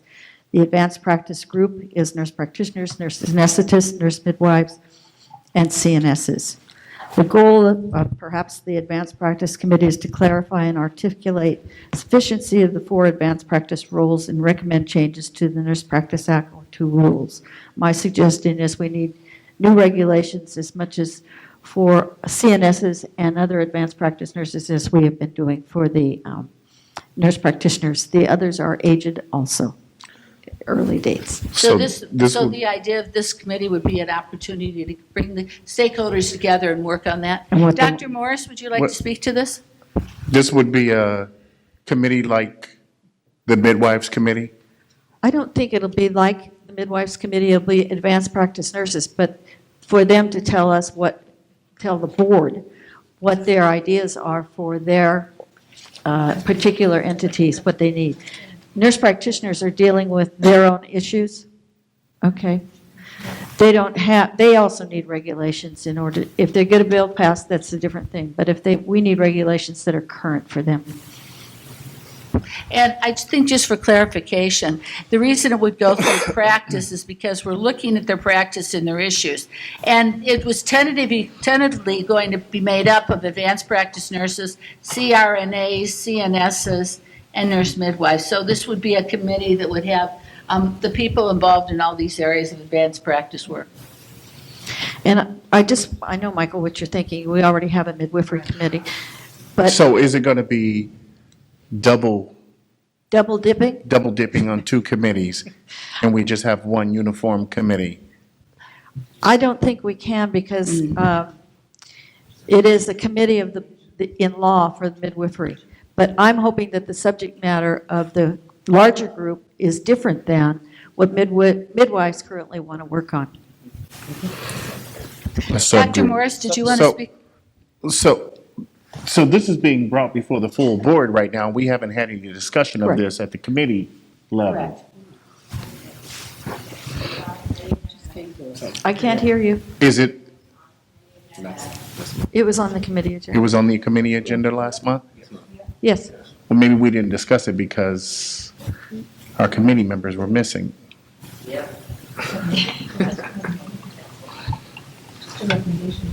It's just a recommendation. The other thing that What's the makeup of the committee? I made it up, Michael. 2 board members, 2 PRN staff. It's on the page. It's 28 of page 30. It's all listed there. But this is just the first baby step in starting to talk about this, and we can talk about it at the committee meeting. Right now, the suggestion was 2 board members, 2 BRN staff, 4 NPs, 2 CRNAs, 2 CNSs, and 2 certified nurse CNMs. And that the committee meetings would be held semi-annually in Sacramento. I think with the idea for cost containment, the people could come to Sacramento, or if they want to, Sacramento has teleconferencing facilities, so people could stay in their locations and still participate in the meetings. But this is all very tentative. One of the things that Mio's handing to me is, and I sent it to all you, is California Action Coalition would like to support this. It was signed by Garrett Chan and Susie Phillips, and they gave us additional information, which I sent to you individually as board members. And again, trying to answer your question, you've asked me, as we move forward, the board looks at moving forward and in best practices to create a subcommittee as such, will show that the advanced practice nurses also have a voice, and that we also unify and making some of the decisions. If I could just add, last Friday, there was a face-to-face meeting of advanced practice, this group of California Action Coalition. And by then, Jeanette was off from the meeting. I was on the meeting on the telephone. Right. And so this topic came up at the end of the meeting. And so they had many questions as to what this committee would be like because of this agenda item that was on the board meeting. And so they came up with specific questions that they asked about what is the purpose of the committee, what are the goals, objectives, who will be the members. Are they going to submit those those questions to the board in writing? It is in Okay. writing. And so I think as we proceed with this particular topic, I think it will be helpful information. So I just wanted to make sure that that is included in the Thank you, discussion. Mia. I have a question. Perhaps it was said last month, and I don't quite remember. Who is promoting this idea right now? The boss. Oh, the Dr. boss. Joseph Morris. Oh, Dr. Morris brought this up, so then he's going to go out and find us money for travel related to this issue because these members will be required to travel. Well, we have the good thing with the board implementing the technology and such and teleconferencing, we will have that be available to the advanced practice nurses as well. I have another question, please. Did you hear from a lot of advanced practice nurses wanting something like this? This particular group that Mio's talking about, I'll go to in a little more detail for you. They have been meeting for, I think since after the IOM study. They've been in existence since 2010, and they have been meeting. We meet on the phone every month, and we meet 2 face-to-face, one in the north and one in the south. And so we listen to, Mio and I are guests there. We listen to their interests and what they're talking about. And so this isn't to supplant this action committee at all, but to give opportunity for this committee and other advanced practice nurses who are not on the committee, although they represent large groups, to bring their issues to the board and to have some information from them as a whole. We haven't done that? I think our nursing practice committee has devoted a significant amount of time to advanced practice nursing issues. A significant amount of time. Again. So do we have any other board comments? Or Dr. Morris, do we have any more comments from you? Because I understand that you'd had some people come to you and mention that they thought there was a need for this, just as Mio had. Again, not to belabor the issue, I've just had some, advanced practice nurses have come to me and just supporting the idea of having a subcommittee meet and talk about these issues.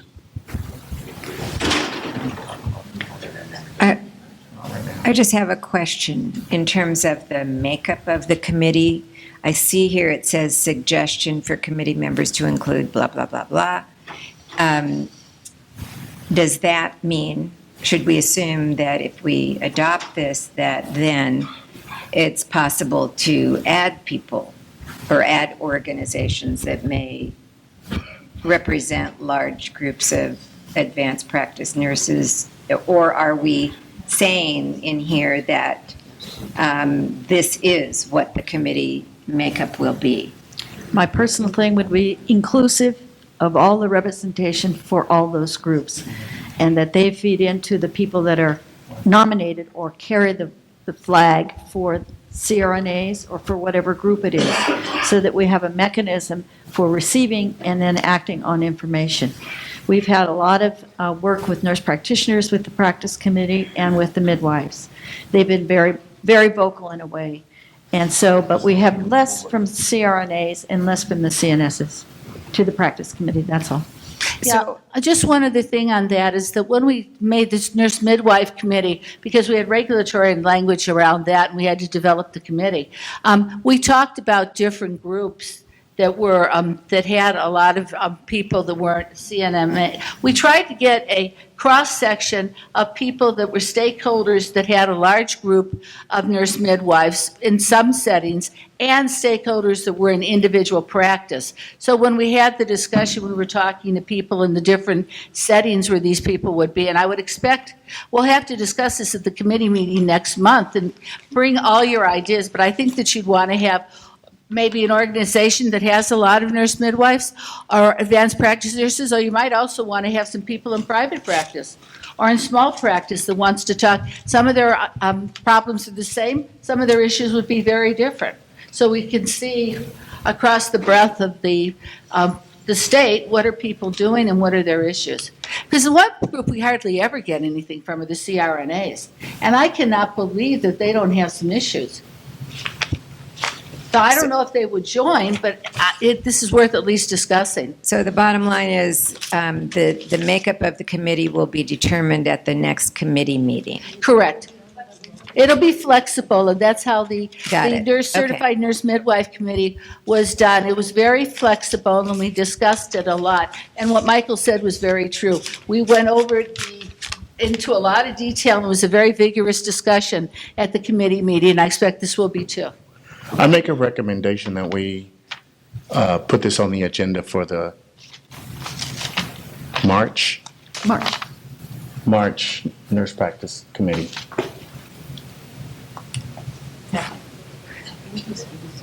Second. Do we need to vote on Is that, there or a is this a public- recommendation? Is there any public comment related to this? Yeah, please, we wanted some public comment.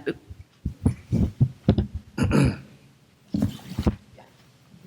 you. Sasuke Kim with CNA. Make sure it's on. Or just, you may have to hold it close to your mouth. Sasuke Kim with Perfect. CNA. There you As the go. representative of the largest block of nurse practitioners, CNA supports the creation of this advanced practice committee that you're talking about.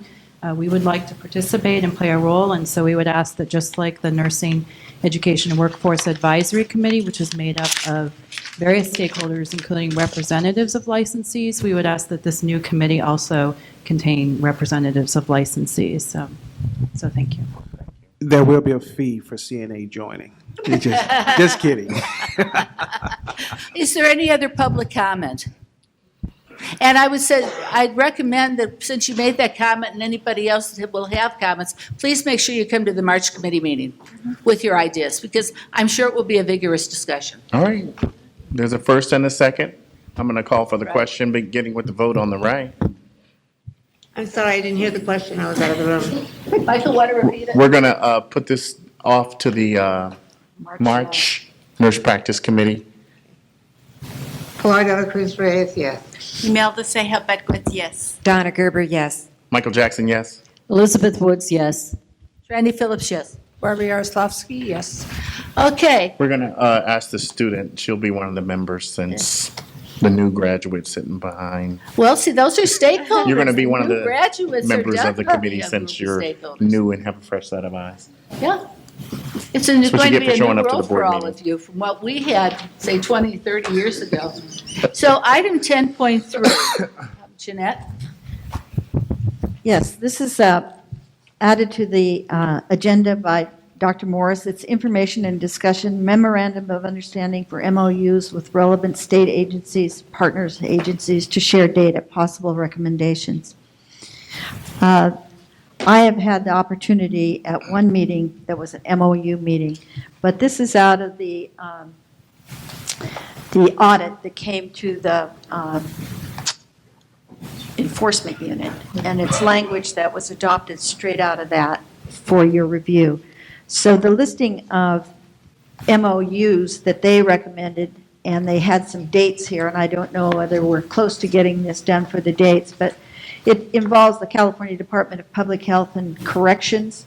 It also involves community care licensing and other entities. It says Department of Justice, Bureau of Medical Fraud, Elder Abuse, Department of Aging.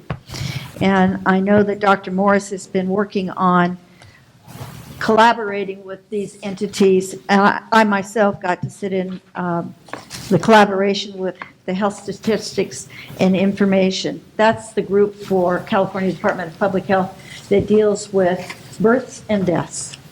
And so it would be advantageous for us to have an MOU with them so that we get not necessarily the births, except that they would like to have who our midwives are that are signing birth certificates, and deaths for those nurses that are no longer with us. So that was the first one that I was involved with. Do you want to talk about other MOUs? Yes, I just want to say, yeah, we have made some substantial progress with creating these MOUs between these agencies. We had a very successful meeting with the California Department of Corrections, and they have created some drafted language for us to look at. That was several weeks ago. We will submit that information to our legal to look at, and we will move forward with creating an MOU with the Department of Corrections. And basically, it's the sharing of data regarding some of the potential cases and other statistics that are relevant to the Department of Corrections. We also we had a very successful meeting with the Department of Public Health, as Jeanette mentioned, and it is they've also drafted particular MOUs for us to look at.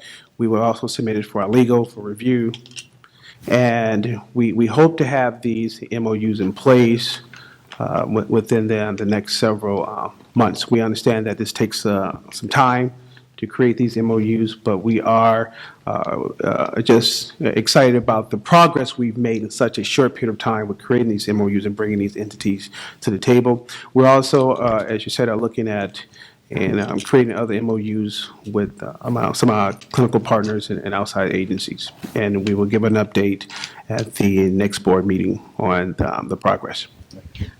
Dr. Morris, just a question on that. Is this something that you want us to work on at the Nursing Practice Committee meeting, or is this something that you'll be bringing to the board? How are you envisioning this? Well, as is relevant to the Nursing Practice Committee, I will, submit the MOUs accordingly. Some of the MOUs may also have to go to the Administrative Committee as well. So as we look at the purpose of the MOU and the intent of the MOU, we would forward it accordingly. I just want to continue as a board to develop these partnerships with our community partners and strengthen the relationship accordingly. Thank you. So I think we need a motion to say we would like to move to have some more discussion on the MOUs at the next. No, we don't. We're good? Okay. Is there any other board comment? Is there any public comment? Jeanette, did you have anything else? No, I don't. Thank you. Okay, I think we have some public comment coming. Geneviève Clavel. I like those, MOU with different groups. And I just wonder about dealing with the issue on opiates going on now, where a lot of people who are not well in pain cannot get the medication. Maybe, like an example, the medical board and the pharmacy board have been working together on dealing with the opiate issue. I think it We're might on be, that committee, aren't we? good. The VRN We're on that committee too as well. Well, I never saw you. I've been going to all of the haven't seen his meetings. No, He's new. no, I think that would be really deal with, especially, he has been a lot of new research, especially coming from Germany and France and Canada, we should be dealt with. Thank you very much. Is there any other public comment or board comment? Then, Mr. President, I hand it over back to you. This is the end of the practice report. Thank you very much, ladies and gentlemen, for coming. Seeing no other public comment, no other public comments for items on the agenda, correct? This adjourns our meeting. Thank you for coming. Have safe travels. We'll see you here.